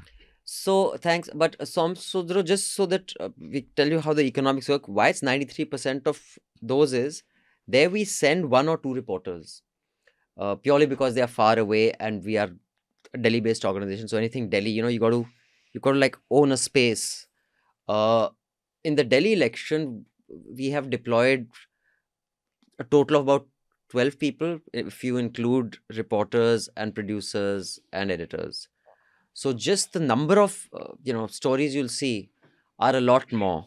And in fact, Srinivasan Jain is also doing some interviews with us for this. So it's just the sheer volume of stuff that you see coming out and the amount of resources that are deployed. When we cover a state election, which is not Delhi, we usually put 2 reporters max. I think we've never put more than 2 on another state, right? Yeah, never. Perry Sai Teja says, greetings to NL team. I wish there was a letters section in the previous Hafta. If for some reason it could not be included in the podcast, I request a separate page be set up for letters written by separate. No, but we're reading it now, so that's fine. I very much enjoyed the discussion on economy-related topics with Mr. Vivek Kaul. I ardently wish more efforts are also dedicated to economy-related topics, since most problems, their solutions and human motivations are related to monetary incentives. I was also quite delighted with the discussion on journaling in Hafta, since I myself regularly write journal entries and send letters, one addressed to Abhinandan NL, though no reply yet, as a sort of a digital detox. My recommendations to the team, Newsroom by HBO, and a book that I enjoyed very much, Chip Wars by Chris Miller. Okay, so Perry, just send it to me again at abhinandansekhri@gmail. No, the point is that she's written She's you a wrote you a handwritten letter. letter, proper letter, as a digital detox. So Which was posted posted. Yeah. Oh, okay. So it would have come in your mailbox. Okay. I haven't got it yet, Perry. But just take a photograph, scan it, and mail it to me. But why would it She's already be with sent it. How her? would she She's take a already photo sent of it it? to you. But I haven't reached it, no. So, but how can she scan it now? It's Oh, correct. Sorry. my Shit, God. I'm It's like this generation is incapable of thinking of I'm really, a world where I'm really dim. people Just wrote. addicted to the internet. I I tell know. you. Shocking. I used to love writing letters. Yeah, now I can occasionally write a postcard, but like a letter is just too long. That'd be really fun. I still do. In fact, when I give... And we were really encouraged because of the handwriting and Yeah, the yeah, language you yes. learned. And as kids, I think description also you were learning. exactly, How do you were- describe things around you, your day? In fact, when I had gone to speak at, I think, IILM in Gurgaon, they gave me a very thoughtful gift, which was basically personalized, embossed, pad, envelope, letterhead, Abhinandan Sekhri. That embossed, very nice one. So now even when I would not normally write, I zabarasti take that out and write to my friends. They said, why are you writing? I said, because I have to use this lovely stationery. You can't just sit I on wonder if schools still have letter writing as Yeah, a... they do. They do. My It's- nephew still has Yeah. but instead of saying write a letter, we write an email to your grandmother saying something, Okay. whatever. Okay. So, Mala says, hi Hafta team, absolutely love your show. It's become a weekly ritual to wait for every episode. I wanted to discuss the state of NL merch. While I understand that subscriptions are important, I wanted to encourage the team to focus on better merch. Modern, more interesting design merch could go a long way on improving revenue if the designs are a little more appealing to all. As designer, I would be happy to offer my services. That's amazing. And would love to develop a new line of merch for subs. Wow, that's amazing. We should absolutely about, quickly get in touch with Mala. merch. So in my last visit to my estate, I asked one of my cousins why he shifted from Dainik Bhaskar to Dainik Jagran. Better merch. So he said that Dainik Bhaskar was giving me a steel glass, एक glass दे रहा था और जागरण बाल्टी दिया है. Okay. So No, for me, like the New Yorker tote is an and aspirational Dainik Jagran has subscription. given a bucket for those who don't understand Hindi. So Mala, we will get your email ID and I'm going to take you up on this offer for merch. Yeah, modern, well-designed, cool stuff. Nice sweatshirts. Right. N747 says, regarding the organized nature of journalism, journalists aren't the only ones suffering from this. Most of India manufacturing and IT workers also feel the same. The happiness of a good day's work makes us forget that good organizations are the force multipliers of the work we do. Even our management schools have forgotten how to teach organization and build safeguards for them. I agree when it comes to journalism, it has a major impact of safeguarding democracy. I remember Abhinandan making the same point about great criminals too during Some corruption discussion. Great criminals? They are not, when we talk about great criminals, they're not necessarily sharp, but well organized. Oh, like you mean talented criminals? Yeah, what makes, I guess, a good criminal is organized? being with organized. tips and tricks for What? criminals. I love it. Yeah, I guess. How does a criminal be organized?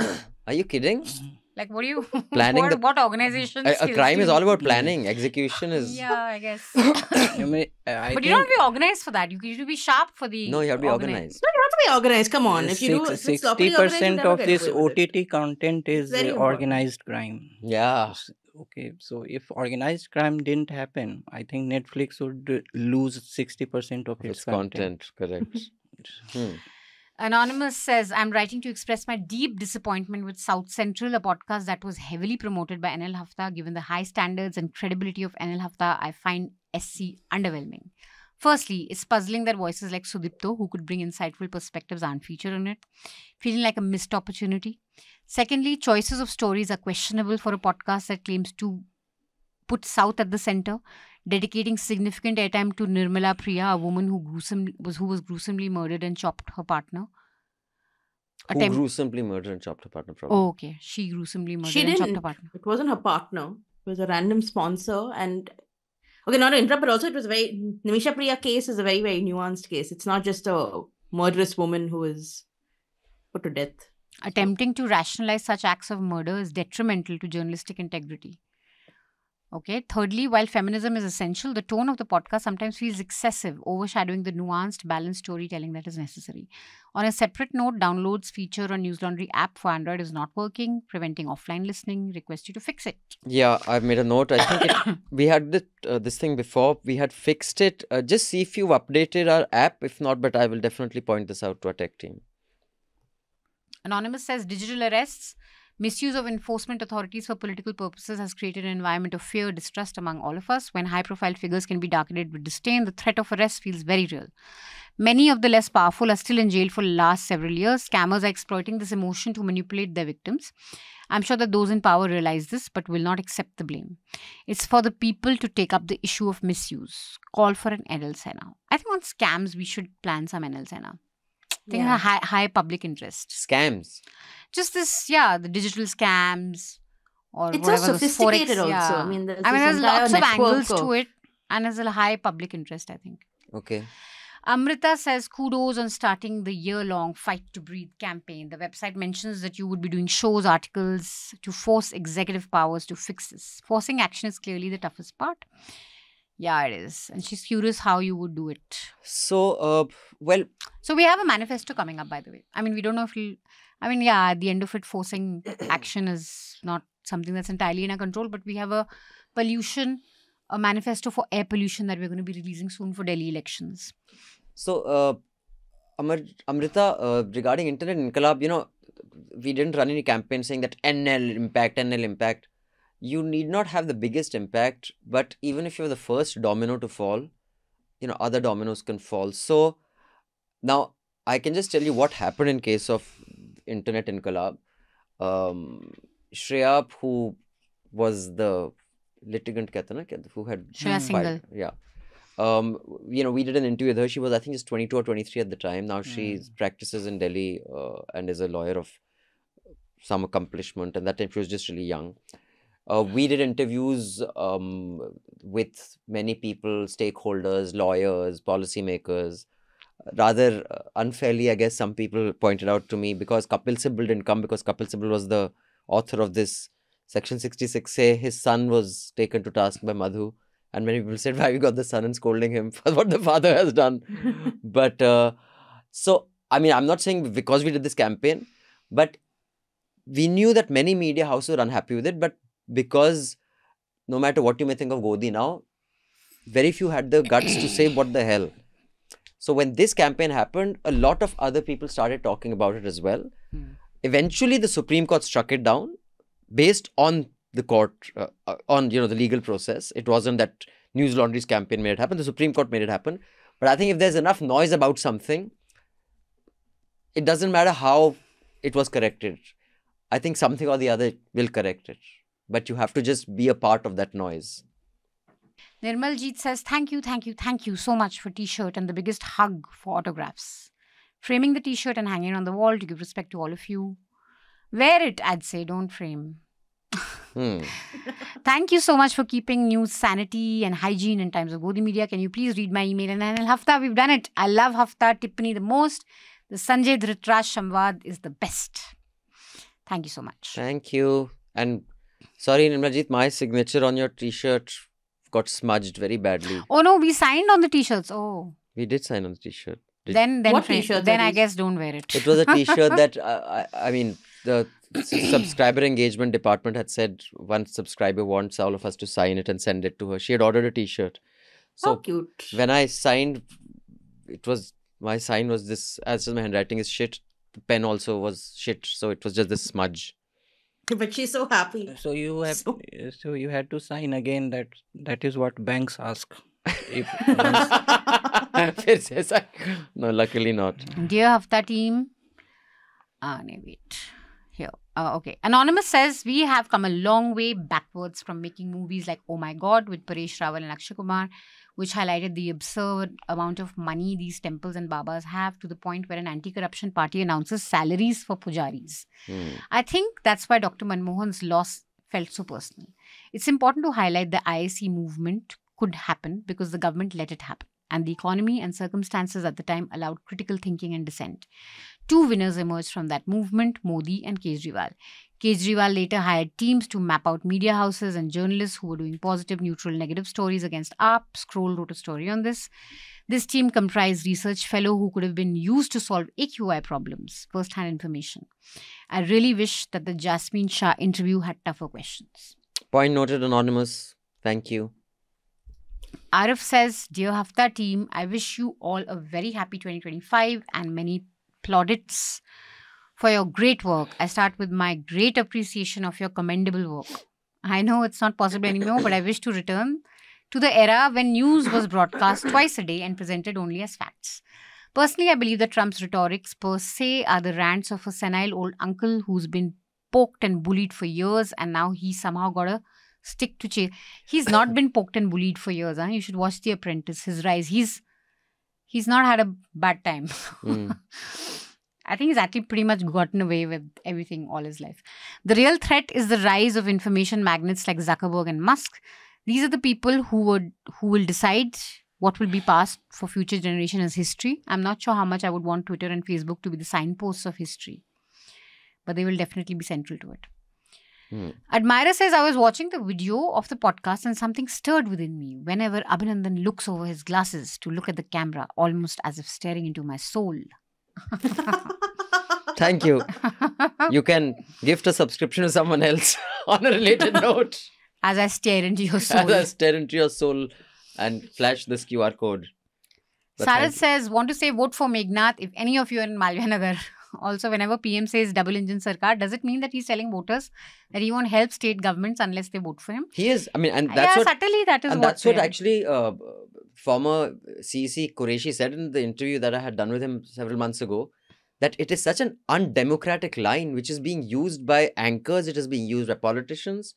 I mean, there is no such thing as double engine sarkar. No matter which sarkar is there, it should be a double engine.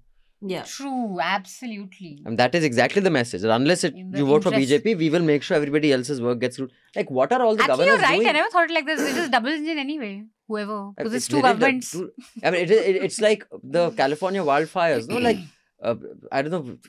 I think it is Speaker of the House, whoever is in charge of federal funds. They said, unless, California falls in line. Unless you change your water management, we will not. No, on other issues, unrelated with water management. Yeah.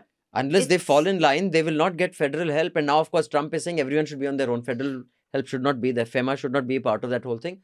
So I think it is completely a blackmailing tactic. And I think it's completely unconstitutional. It is vile. And I don't know how anchors get excited by double engine sarkar. Do you have a chart? It is the kind of thing that the election commission should be taking note of. Yeah. Because it is blatantly unconstitutional.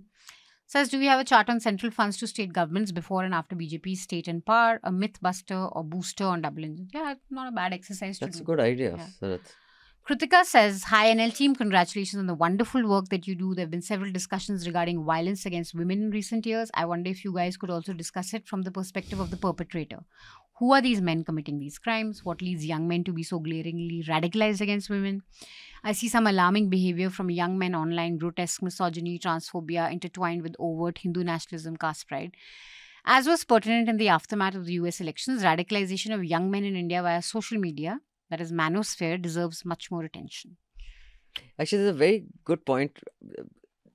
I think through a podcast, it could really help because there are certain cliches that we say because they sound right, but they miss a lot of nuance of anger against, the perpetrators of these. It creates certain, taglines, which then appears is actually the common for all these guys. And it is like this whole article, I think, Manisha, had you suggested it? Someone had suggested a long piece on incels. In the US, it had appeared, I think, in Slate or New York Times. I could have. Maybe 2-3 years ago. It was a really fascinating piece about how the mind of many of these incels, I mean, some of them are just unpopular.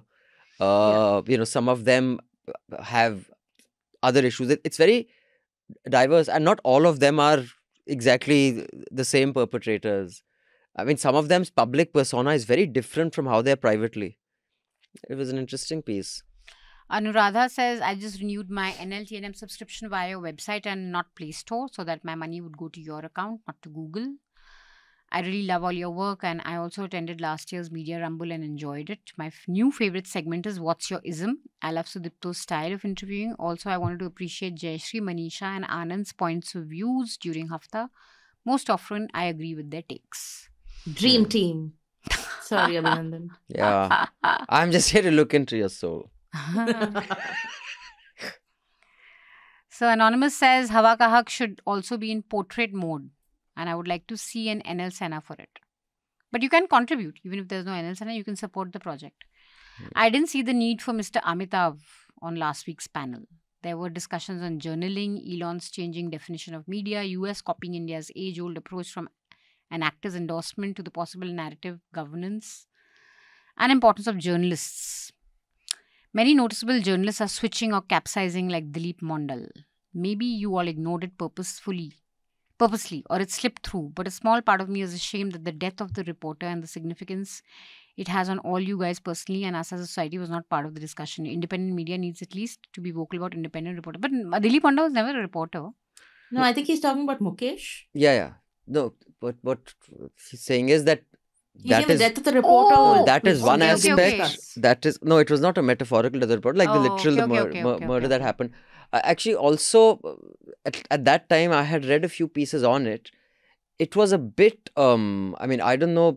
Maybe you're right. There seems to be a family angle to it, but there's definitely a political angle and his mining.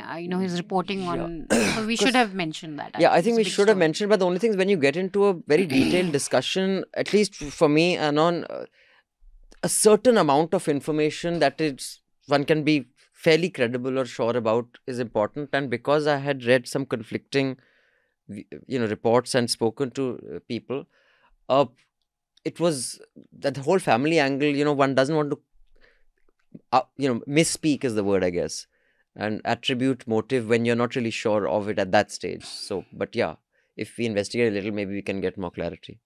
But that said, but as a headline, we could have. Yeah. Read Prateek's piece on it. I think it's a very good sort of first-person account of his memory of Mukesh, which I think is really important. And that talks about a lot of the work and significance, even though we don't know the specifics of this case yet. Right. So. Yuyutsu says Hafta episode 519 was amazing. I was just blown away by Amitava's control over his diction in both Hindi and English. It was mesmerizing to listen. Both Abhinandan and Ravish keep saying TV news in India is dead, so I got curious and have been collecting YouTube views numbers of both legacy media channels and digital media since 2024 September, and legacy media views are almost 3 times more than the digital media. You can check the data here and feel free to use this anywhere you want. If you want to embed these charts, just drop me an email. This is fantastic, Yutsu. Yes, we will. I'll take you up on that. There's no doubt that Aaj Tak and an NDTV as legacy channels would have more than digital media views. Their base is just too big. Yuyutsu again says, forgot to mention one thing in my last email. Both Abhinandan and Atul sang in last week's episodes of Hafta and Charcha respectively. Was that planned? No disrespect to Abhinandan, but Atul won this round hands down. He's too good a singer. Waiting for more rounds of singing. No, it wasn't planned. But yeah. But I really liked that Charcha cut that they did with the little banter and the singing. It's nice. Okay, now you can read the big ones. More than 150 words. So these are the more than 150 words, but we will abruptly cut at 150 words because that's the rule we are following from now. Okay. So... Sorry, yeah, one point Anand wants to make. About 2 mails about journaling and Amitav Kumar. Because I was supposed to interview him for the book, but I didn't because it clashed with my exam timings. So... first, his diction, he went to St. Michael's in Patna. He is from a very privileged bureaucratic. His father was an IAS officer. So, St. Michael's is known for language teaching. It's both English and Hindi, though it's almost 180 years old school. It was once considered the best school in East India, better than even in those in Kolkata and Darjeeling. So people from West Bengal came to Patna to be admitted there in that school. So I think that would be one of the emphasis on diction, and this is there in that you can self-learn it also, but maybe that is my you can say probable explanation for his diction proficiency. But second thing is about journaling. So I wanted to ask him and youngsters who are listening it. It's of course those books are self-indulgent because any writing about writing is self-indulgent because you are giving a pedagogical tool to how to write. But the latest book is about observers notebook. So when you make observation prescription, then it becomes a task. It does not remain observation as such, because it becomes a means to an end, not an end in itself, because observation's appeal is in its purposelessness. Once you make observation a tool to gather material for your artistic and literary work, it becomes work. So when I am here in a cafe I am a writer and looking at people to observe, I'm observing people for my material, then it's a work. Observation has to be random, purposeless. It comes.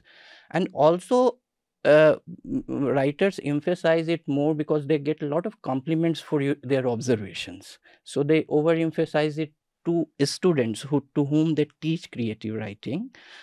And that also happens because I think one writer wrote it well, and he admitted it well, that observation is actually corrupted memory.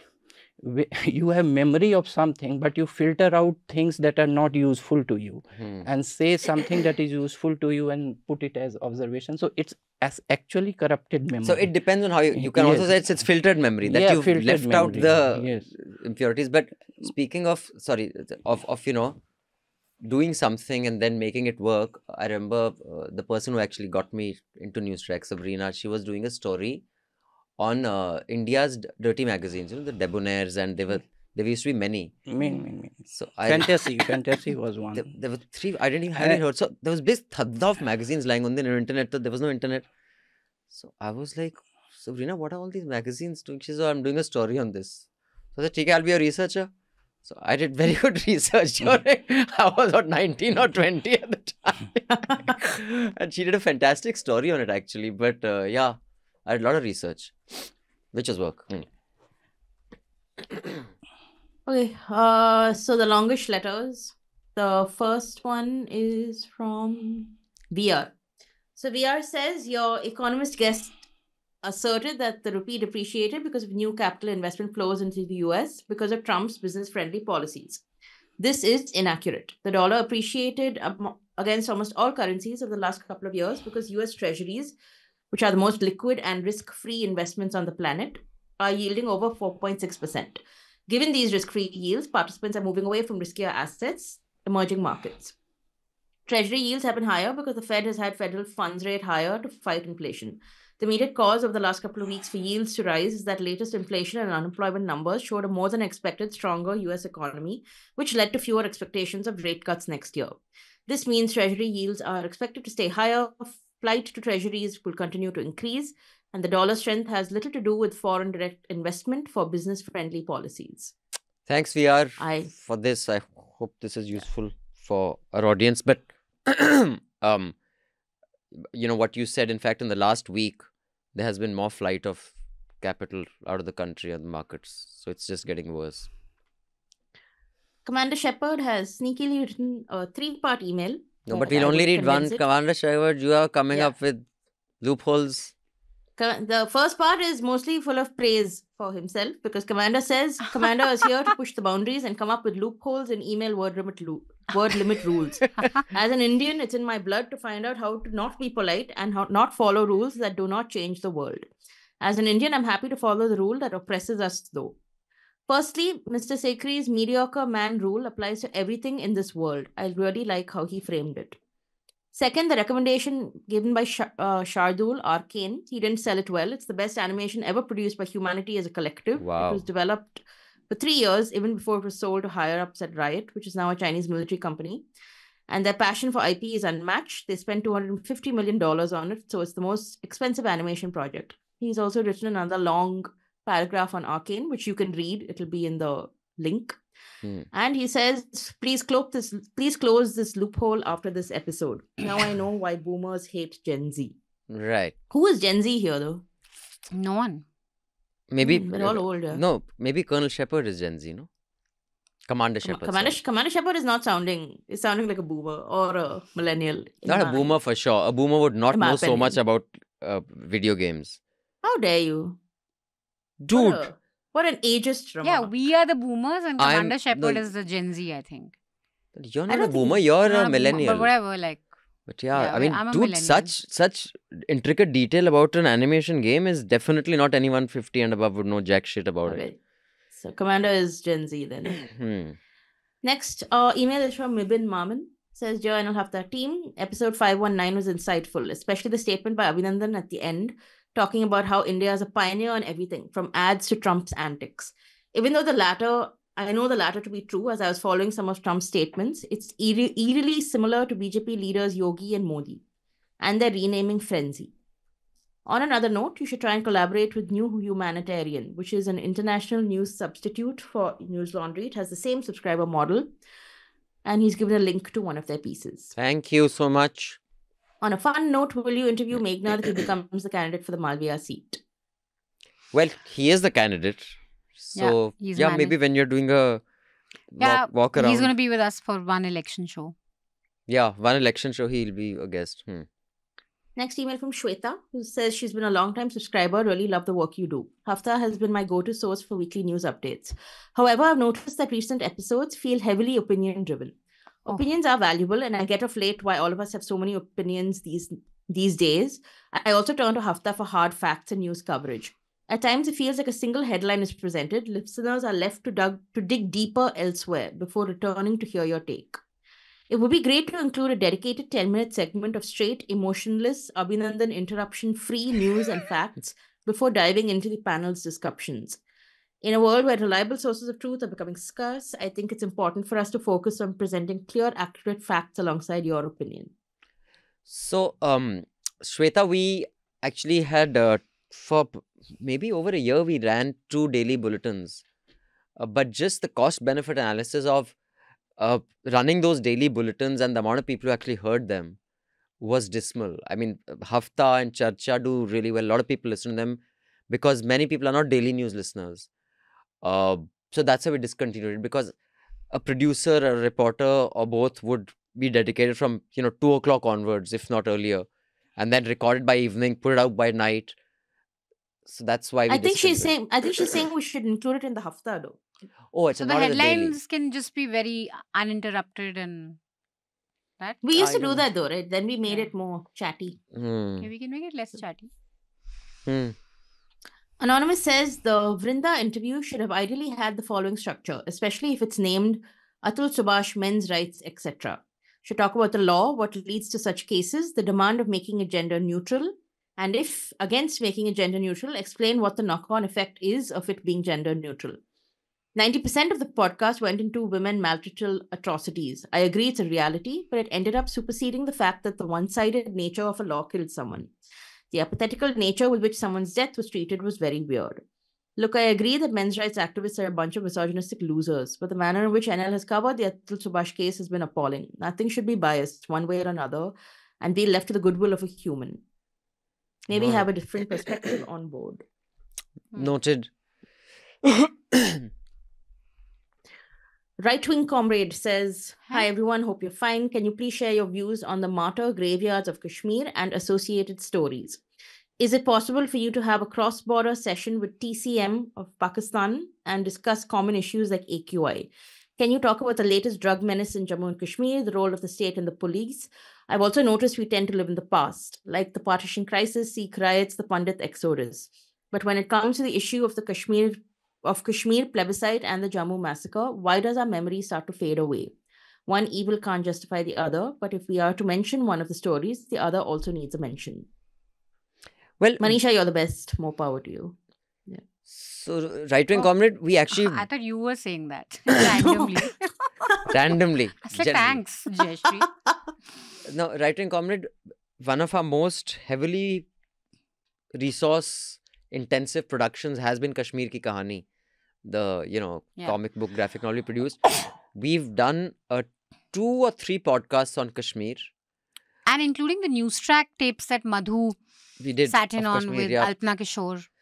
We've done a few stories, but if you are talking about specific instances, like we, did a podcast purely on the violence in Punjab, possibly, yes, but in the militancy, but no, but in the Kashmir podcast, one of the episodes was on that, when that Azan started and the threats to Kashmiri Pandits started. We've actually covered that. The link will be in the show notes. Do have a look at that. Very difficult to do anything new in Kashmir. It was a 2 or 3 part podcast. We covered it quite in detail. In fact, it's post-abrogation Kashmir, I think, which has been less reported on. Right. That's where the space is. The next email is from Anonymous, who says, what Zuckerberg bending over for Trump means is us looking at other platforms becoming more like Twitter, where, and I'm not sure if you guys have noticed, but stuff like racism, misinformation, and hate is king. Because my work involves a bigger interaction with the West, being called a stinky, smelly, piss-drinking Indian is very common. It's also quite common to be randomly called names from fellow Indian. The unfortunate bit is that none of this qualifies as hate speech on Twitter. From now onwards, this might be the case on other platforms as well. Now, regarding the whole Democrats going too woke, costing them the elections, this is just not true in terms of data. In a 5-year period from 2018 to 22, less than 1,000 sex change operations were registered in the US and less than 2,000 cases of hormone suppression. The problem is that the trans identity is the new Islam of the West. Oh, my God. Next is from another Anonymous who says, on what the future holds in 2025, the world will move more and more to the right. A world has a progressive outlook when things are great. When that's not the case, they look for people to blame. And more often than not, it's the migrant who doesn't look like them, or that fellow who believes in a different imaginary being, or, well, women. Case in point, a few days ago, a very famous Muslim sportsman, Khabib Nurmagomedov, I think I mispronounced that, was basically racially profiled and kicked off a flight in the US. There's a link. This is going to be more and more acceptable in the West and will trickle down to the rest of the world. Great times ahead.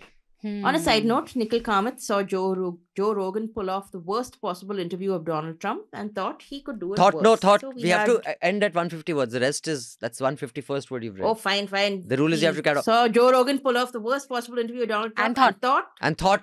Sorry, you crossed the word limit, Anonymous, so we will not read beyond 150 words. You have to log on to the website to read the full But on this one point that he's made, we've already seen the impact of that after the Proud Boys were pardoned. And many guys who attacked the police were pardoned on the January 6 rioters. Yesterday, there have been attacks on police by guys wearing Proud Boys jackets and actually taunting the police, Trump has pardoned us. Now we're not scared of you. Of course, it'll happen. It's like in India. I mean, it's not like, people were not lynched on lines, religious lines earlier. Of course, it happened. But the brazenness with which it happens, and it being celebrated as if it's like a grey area, is a new thing. At least we shouldn't be so mean to this person, yaar. I feel a little bad. Which person? Okay, I'll leave the last sentence. Let's just finish it. He said... Not reading the 151st is being mean. It's a little, unnecessary. We've talked more than it would have been... this would have finished faster. We chatted away, yeah. So he says... Nikhil Kamath saw Joe Rogan pull off the worst possible interview of Donald Trump and he thought he could do it worse. Therefore, we had the masterpiece with the great PM who was asked about Melanie, not the tanking stock markets or the outflowing FIIs or other relevant stuff. So the next email, of which I will only read half because it's nearly 300 words, is from Nachiket, who says, hi team, listening to the last few haftas, I have a few ideas I want to share, maybe worth looking into. And if you have already, then great. Like your annual Ramnath Roinka Awards, you should do an award ceremony for best reports of the year. Tiffany has a section like this. You can award categories from different states, topics, fields. This way you give space to great work done by reporters and give small reporters and news outfits a good stage. It'll give you an optimistic start to the year. Point. Next, I love the Hawa Ka Hak project. Just wondering if English equivalent should be right to breathe instead of fight to breathe. I do not It's fine. know. Fight to breathe also. Doesn't have to be a literal translation. Number 3, listening to podcasts on the app is a pain. And we are cutting off here because that is the 150 mark. But So- we shall read the whole thing on why it's a Yes, pain and absolutely. try And also we will publish the letter in full Yeah, with in the fact, podcast. Nachiket, I have just sent your list of feedback to the tech team, and they will get on a call with you to figure out what is wrong and why it's not working, and we'll fix it. And as we speak, here, it has been sent. Thank you. On that note, let's get the recommendations for the week, and then we can say goodbye. You want to go first, Jayashree? Yes. So first, since we talked about the death penalty, I have dug out an old report on Newslaundry from 2016, which is on the death penalty. It's called the death penalty report. On death row, they die many deaths. So it talks about why capital punishment in India is very hard on the poor and marginalized. He says that 97% of people interviewed for the project said they don't even have a lawyer. 82.6% said custodial torture is widespread. So it's basically gives you all the numbers as to how people suffer on death row. The piece is by Vinay Arvind. My next is a light read for the week. It's a memoir called Fly Girl by Anne Hood. So basically, it's a young woman's experience in the late 70s and 80s of being a flight attendant. So it's technically the golden age of flying, so glamorous, so sophisticated. She has to learn how to mix a cocktail, but also how to administer oxygen to passengers who need it. But also, it's a lot of sexism and nostalgia and so on. But it's just a stunning book. It's a very short 300-page book. And finally, so I really like listening to This American Life. It's one of the first things I started listening to when I got into podcasts. It's feels very slice of life. Every episode is different, but it still seems so similar. So this is a piece in The Guardian, which is an interview with Ira Glass of This American Life. This is on the 25-year anniversary of the podcast. So it's on how it revolutionized radio. Right. What is the podcast called? This American Life. This American Life. Okay, sounds interesting. Okay. Anand, your recommendation? Yes. Okay, I'm late to it, but it's regarding Shyam Benegal. I had written an obituary. I am recommending one of his films for a different reason, not because it's an extraordinary film. It's so average film, but somehow lifted by a few things that I will tell about. It's Junoon, 1978. Yeah. Jennifer and... Yeah, so it's based on Ruskin Bond's novel A Flight of Pigeons. So I have written an obituary of Benegal, and I have started with a scene in it, the last scene. And Sanjaya Baru was talking about the difference between movie and the book, and which is true. Most of the movies are duds based on books. But here I think his interpretation of the last scene.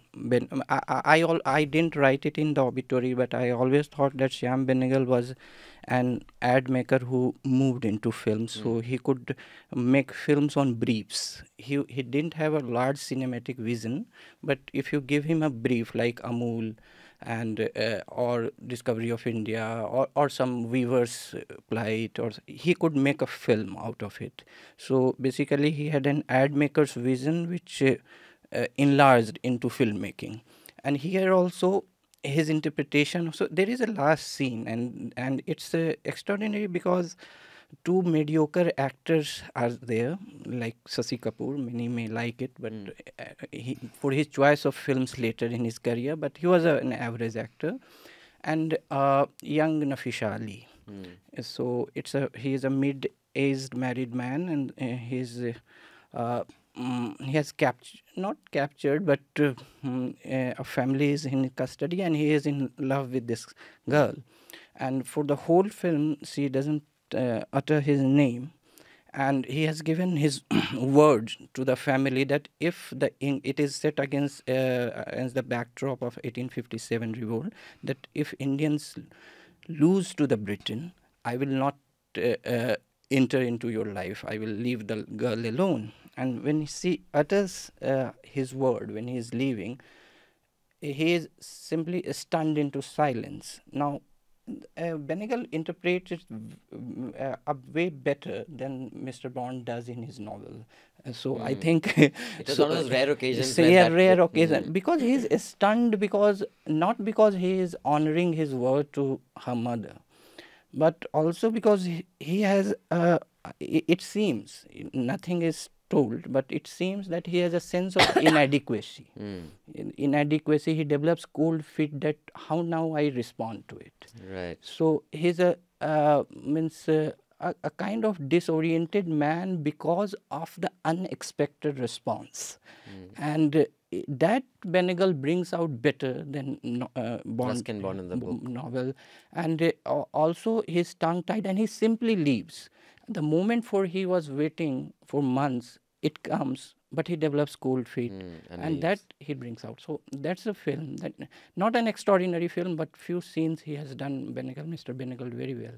And second is a piece. Recently we were talking about mediocrity. So it's about by Manu Joseph. So it's about that why people have a right to their ordinariness, mediocrity. So actually, Mr. Joseph is no feminist, far from it. So, but he says that women, when they are in some house, like say Smriti Irani, or some many say actor or some, they are found out for their mediocrity. They are targeted more because if you have to be very good to be not targeted if you are women. So if their mediocrity is exposed, then they are targeted more. So he brings a different point. He says that the equal rights distribution comes when you respect mediocrity, ordinariness. So people have right to live their ordinary lives in ordinary ways. So mediocrity, when it becomes acceptable, that is the real equity. So, interesting. Manisha? So I'm quite enjoying Black Warrant, which is Shashi Kapoor's grandson, Yeah. I think, right? Led by very good actor. Very good. Really great series. And I think you should watch the interview that you did with Sunetra and Sunil Gupta. It's basically based on a book by Sunetra, which looks at this former superintendent of Tihar jail, Sunil Gupta, his life and experiences there. The softness of, the man really comes across, and it's really nice to see this tender jailer. And that comes across in your interview quite a bit because he cries, right? Yeah. In fact, when you he talk told about me Afzal Guru. And at the screening, I met him. So he said, Abhinandan ji, अच्छा लगा आपसे मिलके. In your interview, I cried spontaneously. After that, every interview I went for, people expected me to cry. And people would be too politically correct now to cry for Afzal Guru. And he just, that really comes across in the movie, the softness that he has. So I quite enjoyed enjoying the series, and definitely watch the interviews for subscribers only. So something new to watch for you, even though it's old in case you've missed it. And a piece in New Yorker, is social media more like cigarettes or junk food? This is... And what is it more like? Read it. But it's more about regulation, because there are European countries that are regulating social media for kids to ban it. So Australia, labeling right? it is important. Australia also. Australia has already, Yeah, right? they've made it some teens aren't allowed unless consent or some. Right. I have two recommendations this week. One is the interview by BBC of the QAnon shaman, who was the guy with the horns who stormed into the Capitol. Who has nothing to do with QAnon. He cleared it. Yeah, but that was what it is called. But it is a fascinating interview to see what the typical Trump base is like, how to conduct an interview with a hostile party for journalists, and just for its comic value. And my second recommendation is a podcast on The Indicator, Add to Cart Greenland. It talks about historically... Nice headline. Historically, countries that have actually been purchased, or parts of countries. In fact, America is made by purchasing tracts of land from different occupying powers and sometimes striking deals with Native Americans. Sometimes snatching away. Or making offers you can't refuse, that, look, you take this money and give us this land, or then you won't even And get as that. early as 1900s. It's very recent history for them. Yeah, It's so- not like something that they did a long time ago. So it's an interesting one to put in context. It's just that the crass nature with which Trump suggests it makes us forget that it has This been is- done in a yeah. very normal way as well in the past. Yeah. So yeah, it's not And as that is the best way to understand his popularity. He's Yeah. just saying it like it is. Like so many of the Trump supporters say. We like him because he says it like it is. Yeah. On that note, we shall say goodbye to you, but not before we thank our wonderful sound recordist Anil, our producer Priyali, and our panelists Jayashree, Anand, and Manisha. Thank you. Pay to keep news free, Thank contribute, you. and hopefully we will get you some more on Delhi election as time goes by. Until then, enjoy this song, have a fantastic weekend, and always support independent media.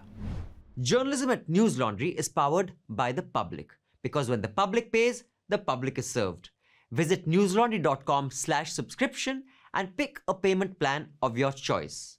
Pay to keep news free and independent. Your future, and indeed the future of democracy, depends on it.